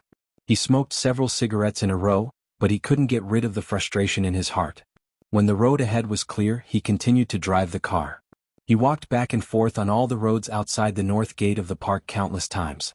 From dawn to dusk, the car drove away and back countless times. It was as if Feng Ling was born with the knowledge of how to avoid the crowd. Or perhaps it was some of the habits of growing up in a wolf's cave that made her used to choosing a path where no one could see her when she was in a bad mood. Thus, from morning to night, no one had found her and no one had seen her along the way. For 3 whole days. Feng Ling disappeared for 3 whole days. In 3 days, Li Nanheng shuttled through the streets and alleys of Los Angeles alone. At the same time, he mobilized the search team of 11 base and some police to look for her. The Feng family's villa. In the front yard of the villa, there were 2 gardeners who were repairing the garden flowers that had withered due to the cold weather. When the servants came out of the door, they whispered to each other for a while and then sighed. Who would have thought that in one night Mrs. Feng and Mr. Feng would suddenly leave the Feng family? The murderer of that strange fire was actually the eldest Miss Feng Mingzhu. There were suddenly 3 people missing in this big family, leaving only 2 old people. It was really sad. Auntie Mai, who had been in the Feng family for many years, wanted to ask several times. Where was the second miss? Didn't they say that the second miss was still alive? Why didn't the second miss come back? However, seeing that the 2 elders of the Feng family needed the psychological comfort and counseling of a psychiatrist every day to barely survive, Auntie Mai did not dare to ask. She could only serve them carefully every day, afraid that their emotions would be unstable and something would happen to them. The Feng family's reputation in Los Angeles was very high. It was definitely a famous family. This storm had caused the Feng family's momentum to decline. After all, the foundation of the Feng Corporation could not be guarded by 2 old people. The pillar of the Feng family had died in that fire, and the entire family seemed to have fallen into a vicious cycle. The two of them were already so old and no one had any hope for the Feng family. Even though a skinny camel was still bigger than a horse, the era of the Feng family in the Chinese world of Los Angeles seemed to be coming to an end. Today the psychiatrist came to visit the two elders on time. He had just finished talking to them and left when Auntie Mai came out to send him off. After sending the doctor off, she was about to turn around when she accidentally saw a thin figure from the corner of her eye. She paused and turned to see a somewhat disheveled figure standing by the roadside not far from the main entrance of the Feng family. When she saw the face that was somewhat similar to Mrs. Feng's and Mr. Feng's, Auntie Mai was slightly surprised. She quickly turned around and went in. "Grandfather, madam, is the person outside, the second miss?" Today the psychiatrist came to visit the two elders on time. When they heard this, they quickly got up and walked out of the front door of the Feng family's front yard. As expected, they saw Feng Ling standing there, but she was in a sorry state. Her clothes seemed to have not been changed for 2 to 3 days. Her face was pale and bloodless, and there was a shadow in her eyes that she had not slept for several days. Her clothes were cold and wet, sticking to her body as though she had been drenched by the freezing rain last night. Feng Ling. When Madame Feng saw her, she was very excited and rushed over. Feng Ling had been standing outside for a long time. The moment she saw the two elders of the Feng family, she wanted to smile, but her vision turned black and she fainted weakly on the ground.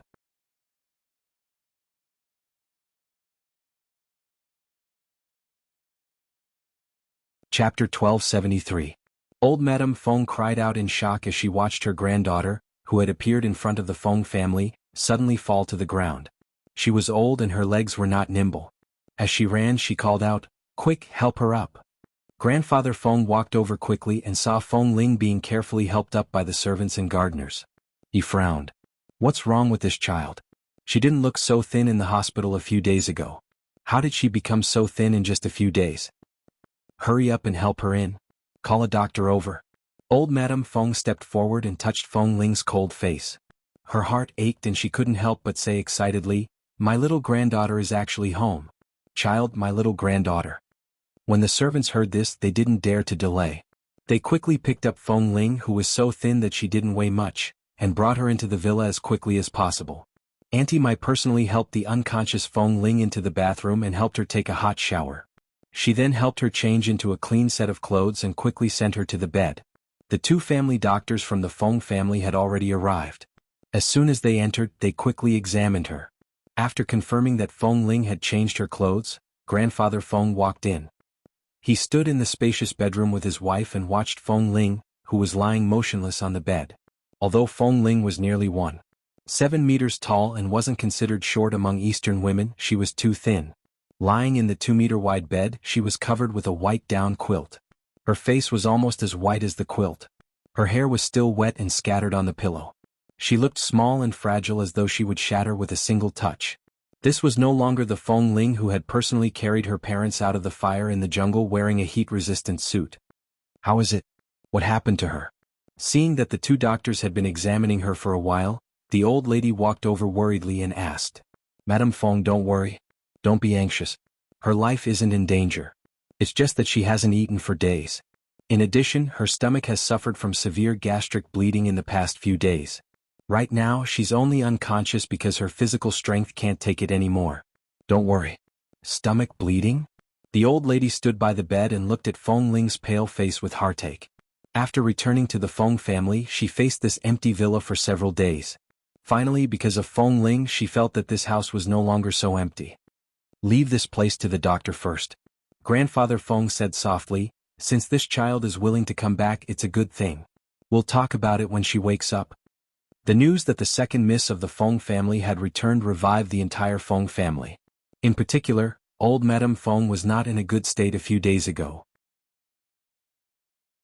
In the past 2 days her health had improved a lot.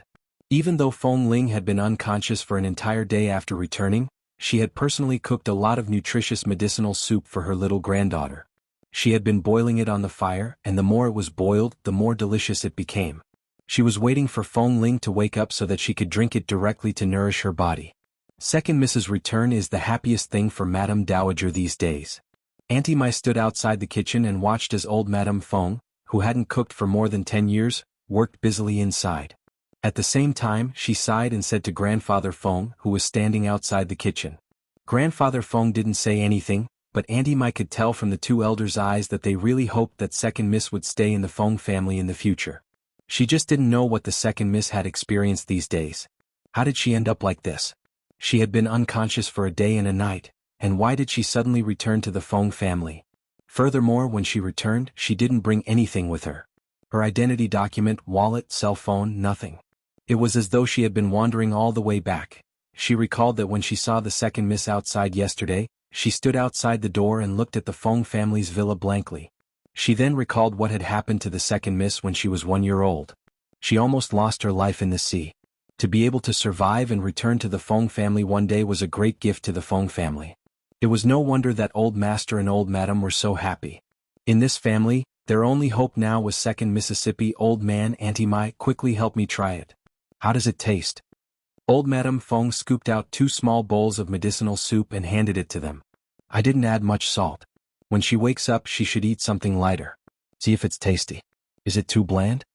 Seeing the old lady's excitement, Auntie Mai smiled and tasted it. And not bad. It's very delicious. Second miss will definitely like it. Grandfather Feng also tasted it and nodded. It's not bad. This time Madame Feng was even happier. She quickly went back to cook. The old lady, who hadn't entered the kitchen for more than 10 years, was as excited as a child. Feng Ling returned to the Feng family. The news quickly reached Li Nanheng's ears. After confirming that nothing had happened to her outside and that she had suddenly returned to the Feng family after disappearing for 3 days, Li Nanheng's heart finally relaxed. However, at the same time he began to worry. She said that as he wished. She said that she would personally cut it off. She went back without a word. Did she really plan to cut off the connection between them? How should he cut it? After nearly 8 years of separation and entanglement, how should he cut off the shadows that had long been rooted in their lives? That night, Li Nanheng drove the car to the Feng family's villa. However, he did not enter. Instead, he parked the car outside and looked at the few lit windows in the villa. One of them was a bedroom on the 3rd floor. The lights in that bedroom had never been lit up in the past few years, but now they were lit up from night to night.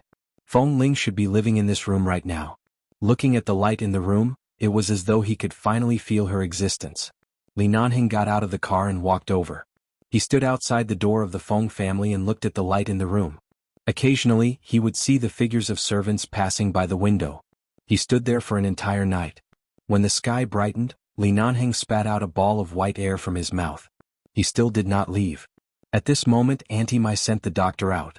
Just as she walked out, she suddenly saw Li Nanheng, who had been standing outside for a long time. She was surprised. Mr. Li? Li Nanheng answered mildly, N. You are. Auntie Mai looked at him in disbelief.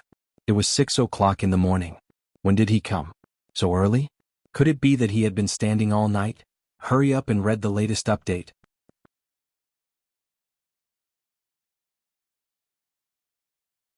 Chapter 1274. Is she okay? Li Nanheng ignored the confusion and surprise in Auntie Mai's eyes and asked. Auntie Mai had also heard about the second miss in 11 base. Furthermore, the second miss cenotaph was related to Mr. Li in name. She immediately answered, Are you talking about the second miss? She's fine, but she hasn't woken up yet. Li Nanheng's brows suddenly twitched. What do you mean she hasn't woken up? What happened to her? The doctor stayed here all night and just left, Auntie Mai said truthfully. The second miss suddenly returned to the Feng family the day before yesterday. At that time her clothes were all wet, and her face was frighteningly pale. We just found her and she fainted on the spot. It's been 2 days, but the second miss hasn't woken up yet. Li Nanheng frowned and looked at the room where Feng Ling was staying. The doctor came to see her earlier and said that the second miss should have had a serious gastric hemorrhage in the past few days. After that, she starved outside for a few days and didn't eat anything. In the past 2 days there have been 2 freezing rains. She must have been in the freezing rain and caught a cold. Coupled with the problem with her stomach, she is extremely haggard. Yesterday she was only unconscious. I thought she would wake up today, but last night the second miss suddenly had a high fever and kept it above 39 degrees. We were so scared that we quickly called the doctor over. The doctor stayed here all night and didn't leave until the second miss's fever subsided. Thinking of the pool of blood by the flower bed that day, Li Nanheng's heart felt as though it had been pierced by countless thorns. How many days had her stomach hurt, but she refused to say a word. He wanted to go in to see her, but this was the Feng family, especially since he had personally rushed back to the Feng family from the base. No matter what the consequences were, he should bear it himself. The master of the family did not come forward to invite him, and he, a junior, barged in. No matter what, it was unreasonable. She's awake, she's awake.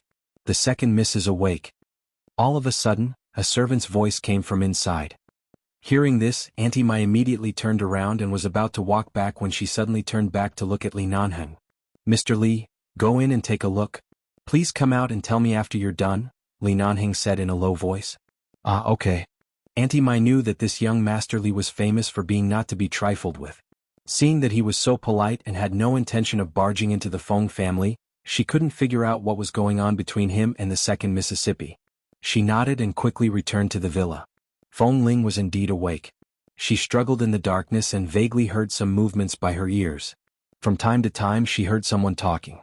She struggled in the darkness for a long time and finally found a trace of light. She tried her best to open her eyes, but it was only a small slit. She frowned and closed her eyes again. Her head. It hurt. After running a high fever for a whole night, he felt sore all over. "Second miss, are you awake?" someone said. "Oh, Feng." Feng Ling's thoughts were a bit muddled. Although the voice by her ears was full of concern, it was an unfamiliar voice. She subconsciously opened her eyes. When she finally opened her eyes, she saw an unfamiliar middle-aged woman standing by the bed and looking at her. "She's awake. Quick." The helper saw that her eyes were open. Although they were not focused, she rushed out excitedly to call for someone. "Second miss is awake. Quick. Go tell the old madam and the old master." After a while many people came into the room. Although Feng Ling's eyes were open, she was still unconscious. After a long while, she barely recognized that the people who walked in were Grandmother Feng and Grandfather Feng. "Feng Ling, good child. How are you? Does it hurt anywhere? You had a high fever for an entire night yesterday. Grandma was so worried." Grandmother Feng leaned over the bed to look at her. She gently stroked Feng Ling's forehead. "Thankfully you're finally awake." Feng Ling closed her eyes again, composed herself and opened them again. She remembered that she didn't know where to go. She walked and rested when she was tired. Later, she passed by a shop under the Feng family's name and heard the manager say that she was going to the Feng family's villa. He said that it was not far from that location, so she subconsciously followed. However, after following a villa area, the car drove in. She couldn't keep up with it on foot, so she walked around the villa area. When she reached the door of the Feng family's mansion, she inadvertently saw the old madam's figure in the window. Then she stood there and didn't leave. Later, what happened next? She had a headache and the entire world seemed to be dark. In the past 3 days she didn't remember where she had been. Her head hurt, her body felt uncomfortable, and her stomach hurt so much that her memory of the past 3 days was blurry. She only remembered that she had been walking, and in the end she actually walked back to the Feng family? "Feng Ling, can you hear Grandma?" Seeing that she didn't respond, Grandmother Feng quickly held her hand. "If you're not feeling well and don't want to speak, just blink and tell me." Feng Ling looked at her and her dry lips moved. She said hoarsely and weakly, "I can hear you." Seeing that she was willing to speak, Grandmother Feng smiled in relief. All right. Grandma won't disturb you. If you're tired, continue sleeping. This is the Feng family, your home. You can rest as long as you want. We have to take good care of our bodies. We can't be sick like this." Feng Ling indeed didn't have much strength to speak. She only felt that Grandmother Feng's hand was holding hers very tightly. Grandfather Feng also stood by the side and looked at her with a smile. The usually dignified old man faced the little granddaughter he had lost and regained. At this moment, his face was filled with benevolence. Auntie Mai walked to the bed and smiled at Feng Ling. "Second miss, I'm Auntie Mai. When you were young I hugged you all day. In the future you can tell me anything at home." Feng Ling glanced at Auntie Mai and nodded thoughtfully. Although the second miss was haggard and weak, she still had the right response. She was not as cold and unapproachable as others said. She immediately smiled and said, "By the way, Mr. Li is here. He seems to have been standing outside for an entire night. Second miss, do you want to see him?" "Mr. Li?" Feng Ling's mind was in a mess. It was painful and messy, but when she heard these words, the blank emotions in her eyes gradually calmed down. She did not speak and closed her eyes. Auntie Mai thought she would agree, but seeing that Feng Ling's expression didn't seem to have any intention of seeing Li Nanheng, she couldn't make up her mind and could only stand by the bed to look at her. Hurry up and read the latest update.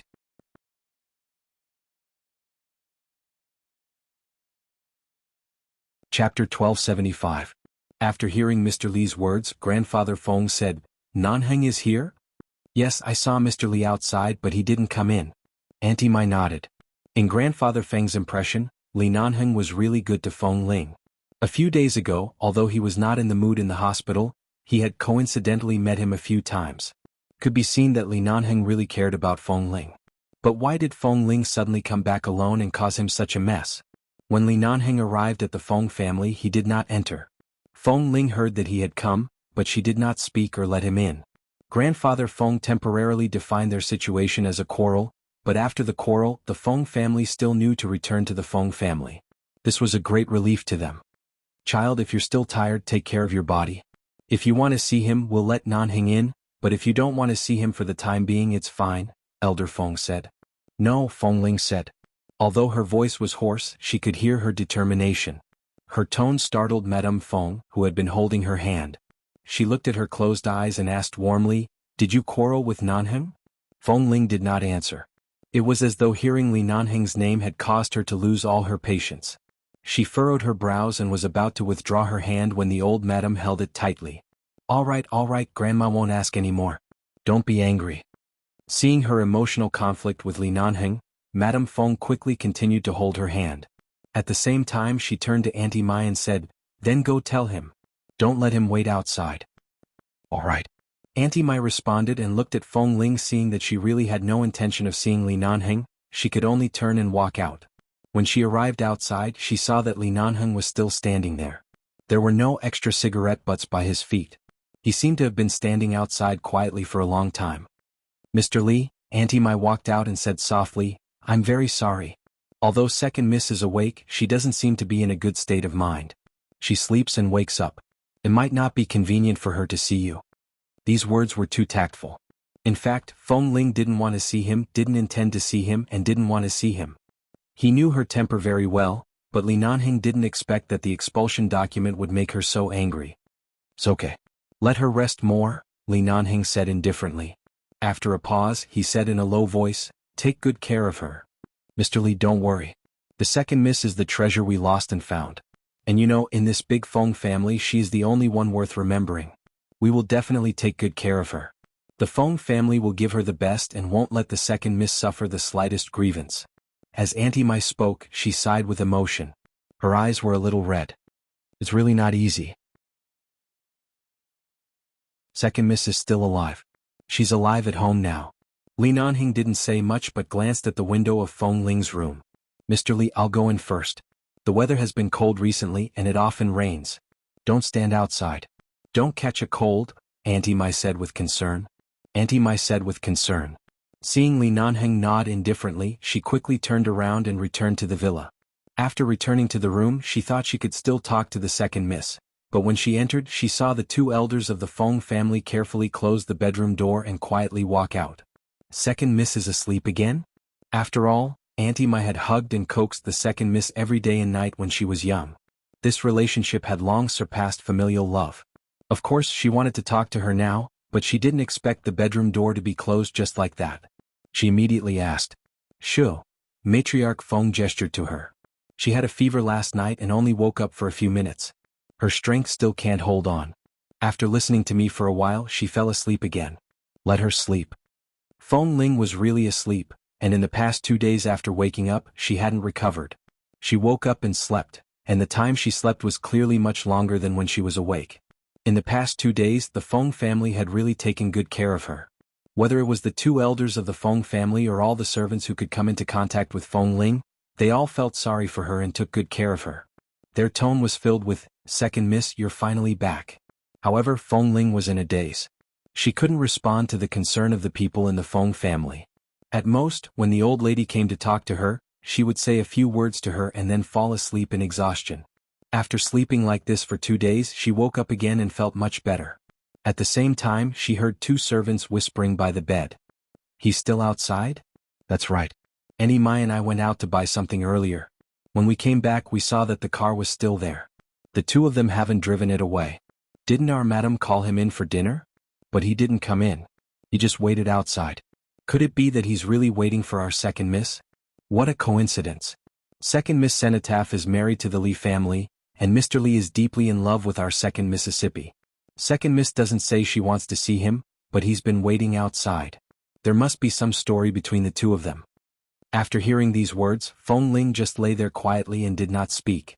One of the servants saw that she had woken up and rushed over to ask her if she wanted to drink or eat. Feng Ling only blinked and remained silent. This time after she woke up, she did not fall asleep again. Even if she closed her eyes, she still could not fall asleep. The two servants thought she had fallen asleep and patiently guarded her while continuing to chat quietly. They were mostly talking about Li Nanheng standing outside the Feng family for the past 2 days. After an unknown period of time, the servant suddenly got up to close the window. It's raining again. Every year at this season there will always be a few freezing rains. It's really cold. The servant was closing the window. When she looked out of the window, she suddenly paused and whispered in surprise, "Hey, why isn't Mr. Lee in the car? It's already raining. Won't he catch a cold?" The two servants squeezed in front of the window and looked out. Sure enough, they saw the tall and straight figure standing by the car smoking, as though he was unaware of the sudden freezing rain. If he gets drenched like this, he will catch a cold, right? Ask someone to send an umbrella to Mr. Lee. Yes, send a coat. I don't think Mr. Lee is wearing a coat. He seems to have left his coat here. The person inside hasn't recovered yet. If the person outside is also sick, what should we do? Don't quarrel? Second Miss and Mr. Lee seem to be quite compatible. Sigh, I don't know what happened. Seeing Mr. Lee like this makes my heart ache. Howl monthly votes, please monthly votes. Hurry up and read the latest update.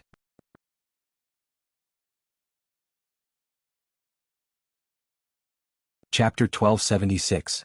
The two servants thought that Feng Ling had fallen asleep, so they did not continue to guard the room. Before leaving, they took her temperature again. After confirming that her temperature was normal and there was no fever, they quietly left. Feng Ling opened her eyes and looked at the luxurious crystal chandelier and the spotless white ceiling. She heard the sound of the rain outside the window gradually getting heavier. The rain had been raining for a long time. Feng Ling closed her eyes and couldn't fall asleep. Of course, she was not feeling sorry for the people outside. Li Nanheng's physical fitness was very good. He wouldn't catch a cold or die just because of a freezing rain. She had nothing to feel sorry for or worry about. Even her current physical condition was due to her stomach bleeding, not eating for a few days and being drenched in the rain. All of these factors added up together, causing her to collapse. Otherwise, she wouldn't have suddenly fallen so seriously ill. The Feng family people really gave Li Nanheng an umbrella and a coat. Li Nanheng did not accept it. He only thanked them and returned to the car, lest he kept causing trouble for them outside. Outside the car window, the rain was murmuring, and because it was too cold, a layer of white fog condensed on the car window. The man sat in the car and ignored the phone placed on the passenger seat. As if he did not hear it, he turned on the air conditioner in the car, lit a cigarette in his mouth, and then habitually glanced at the window of Feng Ling's room. This time his gaze was fixed on the window. Because this time it was not just the window where the servants passed by, but Feng Ling. In just a few days she had indeed lost a lot of weight. At some point she got up from the bed and walked to the window alone. Even though they were separated by such a long distance, they could see each other clearly. Li Nanheng suddenly met Feng Ling's eyes and quickly took out the cigarette in his mouth. Because he was too anxious, he did not even frown when the cigarette butt burned him. He thought that she heard that he was outside and was worried that he would get wet in the rain, so he quickly smiled in her direction, showing his goodwill and not wanting to fall out with her.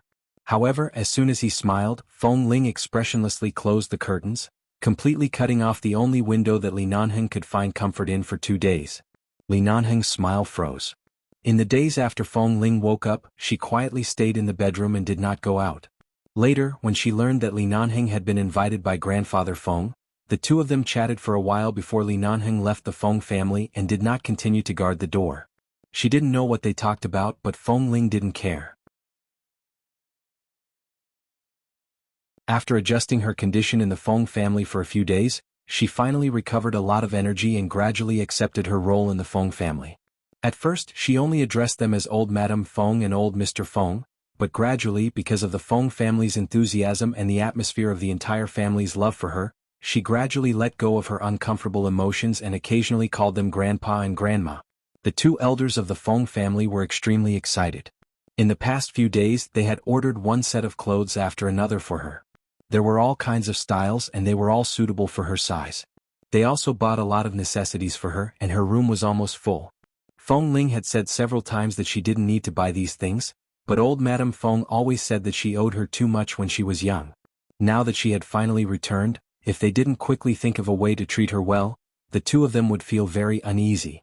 They were afraid that they didn't treat her well enough and wanted to treat her better. After living for nearly 22 years, this was the first time Feng Ling had been loved and doted on by her so-called relatives. The two elders of the Feng family would come to talk to her every day. Feng Ling's parents died unjustly, and they did not mention Feng Mingzhu's matter when they sat together.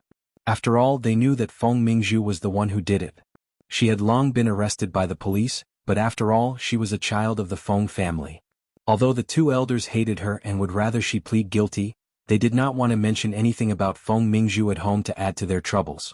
In this large Feng family, it was as though only the tight embrace of the grandparents and granddaughter could warm up the Feng family that seemed to be about to turn cold. As Feng Ling had been at home recently, she did not seem to have any intention of leaving, nor did she say that she would return to 11 base. Recently, when grandfather Feng occasionally went to take care of various aspects of the family business, he looked energetic and in good spirits. Li Nanheng did not come again, but the elders of the Li family often came to the Feng family in their own names. They often sent various new collections of good things to the Feng family.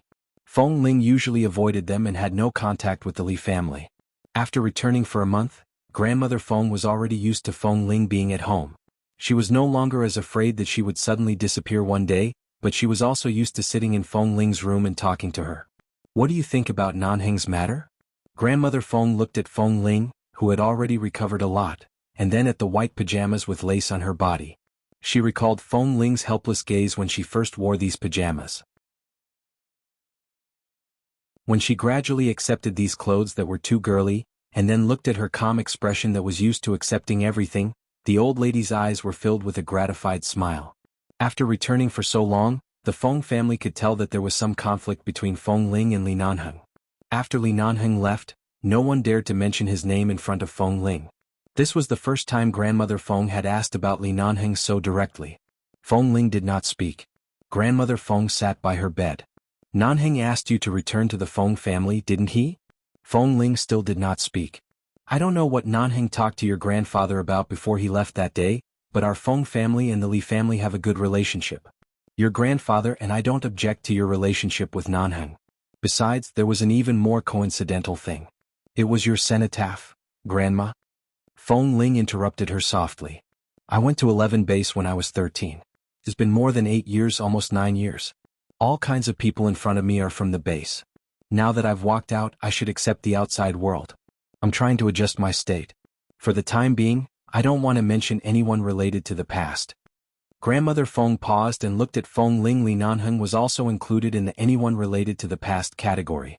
However, seeing that Feng Ling really had no intention of continuing to mention this matter, and ever since she came back she had never mentioned the words Li Nanheng, Grandmother Feng could only respect her and nodded.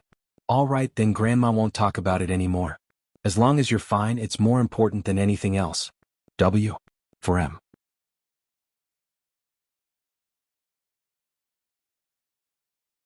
Chapter 1277. It was the 5th month after Feng Ling returned to the Feng family. Almost everyone in 11 base lost contact with Feng Ling. She seemed to have suddenly disappeared from the world a few months ago. She changed her cell phone number and never came back. When everyone realized the problem, they inquired about it and learned that Feng Ling had been removed from the base and would not be able to come back with any position in the base in the future. From now on she was only an outsider of 11 base. In the 8th month after Feng Ling returned to the Feng family moved to New York because the Feng family's business had shifted to New York. After leaving Los Angeles, only an old servant was left in the Feng family's villa to clean it occasionally. The others followed her to New York. From then on there was no news of Feng Ling. During the spring festival, old Master Li finally waited for Li Nanheng to return home. He hadn't been back for several months. Recently he had been on several missions. Although he wasn't injured, he was obviously colder than before. When he blocked him at the door, Grandfather Li looked at him coldly. "Do you still remember the bet you made with me?" Li Nanheng had just returned from a mission. If it weren't for the spring festival, he would have returned to the base. Suddenly being called back by Grandfather Li, he just wanted to sleep and didn't want to say anything. However, he was suddenly blocked at the door by Grandfather Li. Li Nanheng's expression was cold. What bet? If you can't let me hold a great-grandson within a year, get back from the base obediently. Go back to the Li Corporation to manage the Li family's business for me and hand the base to Ah Feng. Grandfather Li looked at him coldly. As a man you must do what you say. How dare you say you forgot what you promised? Li Nanheng, I've already given you so much time. Don't talk about giving birth to a big fat great-grandson for me. You can't even see Feng Ling now. Isn't it time to fulfill your promise? Put down the matter of the base and hurry back to the Li Corporation. Li Nanheng looked at the determination in Grandfather Li's eyes and knew that he couldn't avoid it this time. But it was good. After he personally removed Feng Ling from the base, every time he returned to the base, he would look at the stamp he had stamped on that document, and every time he passed by all the places Feng Ling had been to in the base, his heart would ache. Since it was time to let it go, Ah Feng was one of them, so it was okay to hand it over to Ah Feng. It had been so many years. It was indeed time. The second year after Feng Ling returned to the Feng family, she was brought into the Feng Corporation's family business by Grandfather Feng to study. However, because Feng Ling had not had much contact with this aspect since she was young, she discovered many problems after 2 months of study. After obtaining Feng Ling's consent, Grandfather Feng helped her apply to study in England for a year. Grandfather Feng had many familiar friends in England. He had a famous tutor in the financial world named Zand. He had helped him before, so he had asked Feng to go to Zand to help Feng Ling to England to study. In the beginning, Feng Ling only agreed. There was nothing to refuse. Since she was back, the Feng family really needed her to support this family after she gradually grew up. She had her own responsibilities, so she could accept any arrangement.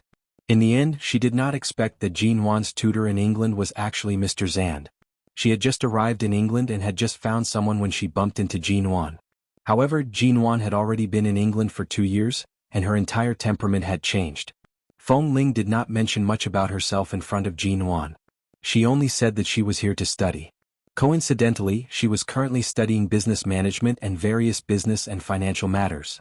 Jean Wan's MN group was also lacking people, so Feng Ling decided to stay and study with them while working. It was just nice that she could accompany Jean Wan. When she first arrived in England, Jean Wan had been working overtime all day because N Group's situation had fallen to a low point.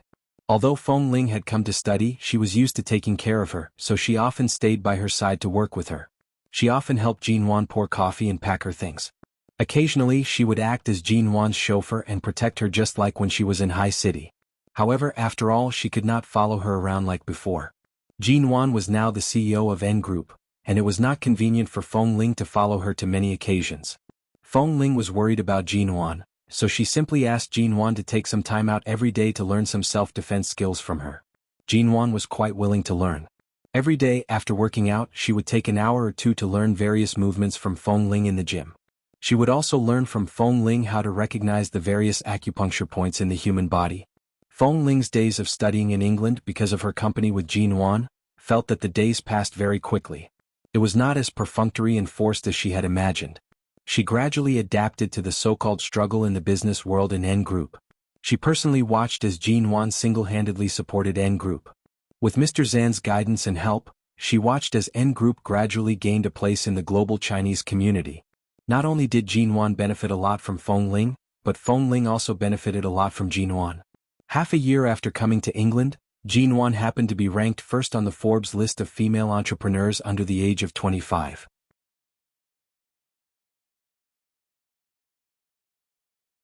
Taking advantage of her rare vacation, Jean Wan and Feng Ling made an appointment to go to a riverside village on the outskirts of London for a 2-day vacation. At night, the two women sat by a riverside on the outskirts of London, drinking wine and eating barbecue. Jean Wan had just drunk 2 cans of wine. She lay on the grass and looked up at the sky, saying, "Feng Ling, if I had known that you would walk the path of a businessman in the future, when we were in T-City, I should have pressed your head down and made you learn obediently. I remember that you didn't even take those business management books." Feng Ling also held a glass of wine in her hand and sat by her side with a faint smile. "How could I know what would happen in the future? Besides, I was only responsible for protecting you. The bodyguard's job was to ensure your safety. I didn't have the mood to learn those things. Besides, the professor's words were too profound. A beginner like me couldn't learn anything from him. That's true. The way the professor taught back then wasn't suitable for you. Jinwan said with a smile. Mr. Zand is different. Jinwan said with a smile. Mr. Zand is different. What he teaches is not limited to paper but for you to do it yourself and experience it. Just like when MN Group fell to the bottom, he could have helped me, but he deliberately left me hanging and let me struggle to get up on my own. At most, he would occasionally give me a few pointers, but now that I think about it, he is indeed a good leader. He knows what to do and what not to do. After all, the future is your own. There are many things that you can only know how to do after experiencing it for yourself. W. For M.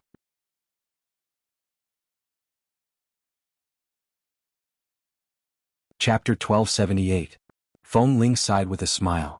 You did teach me well, but it's clear that my comprehension in this aspect is not as fast as yours.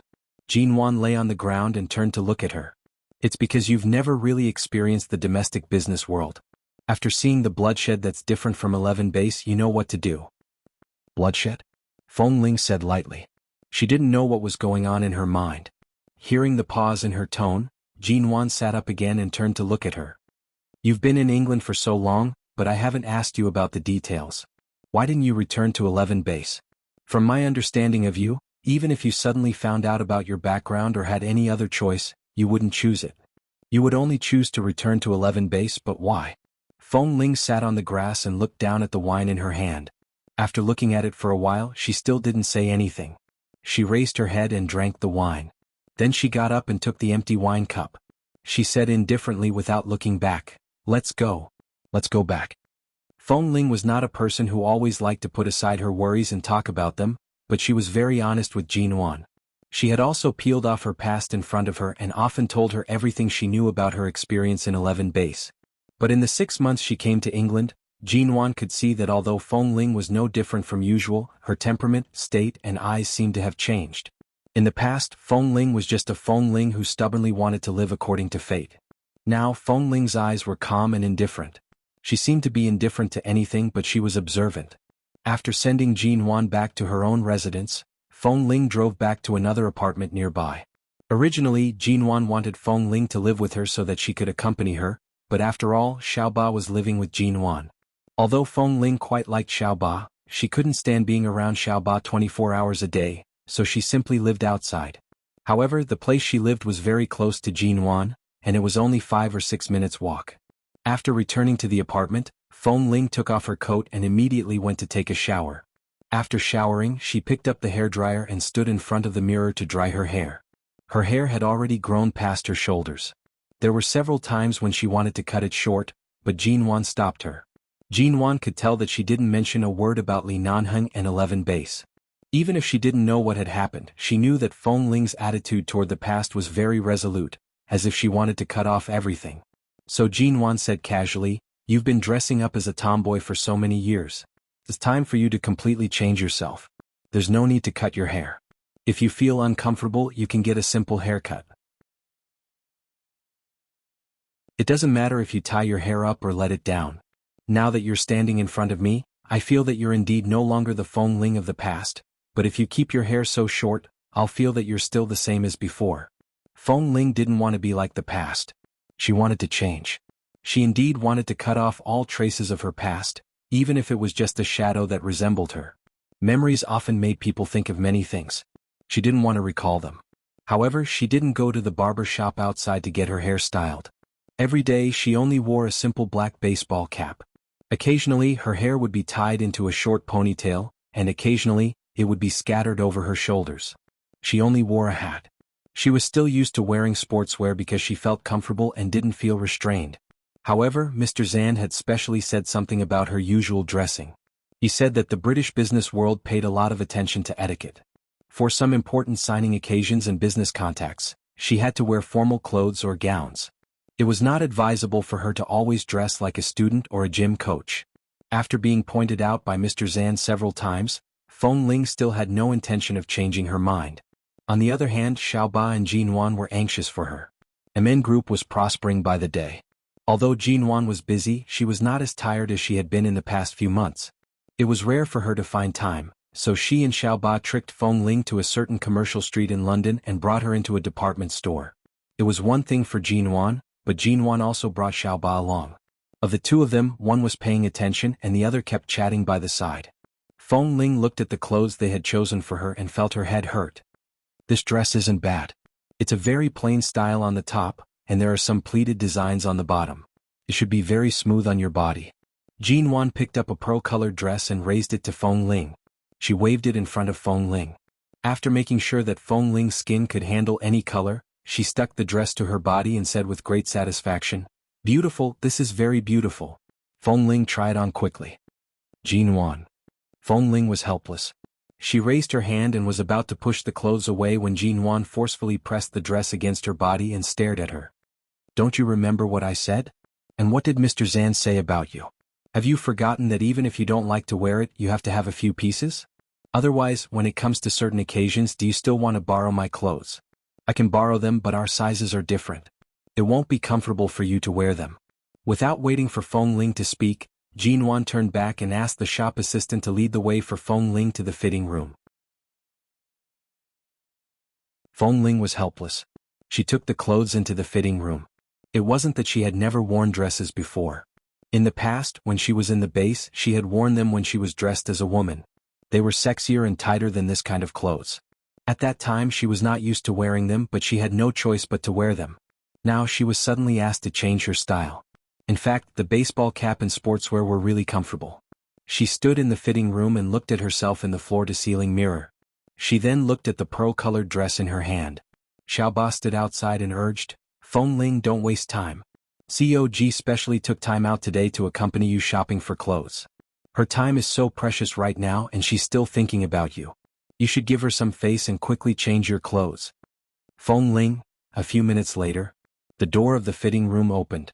The moment she saw Feng Ling walk out, Xiaoba, who was waiting for her outside and drinking milk tea, almost splashed the milk tea all over herself. W. For M. You're tuning in to the Han Li's Wuxia Adventures YouTube channel. We're so grateful for your support, and don't forget to subscribe to join us on this incredible journey through captivating stories.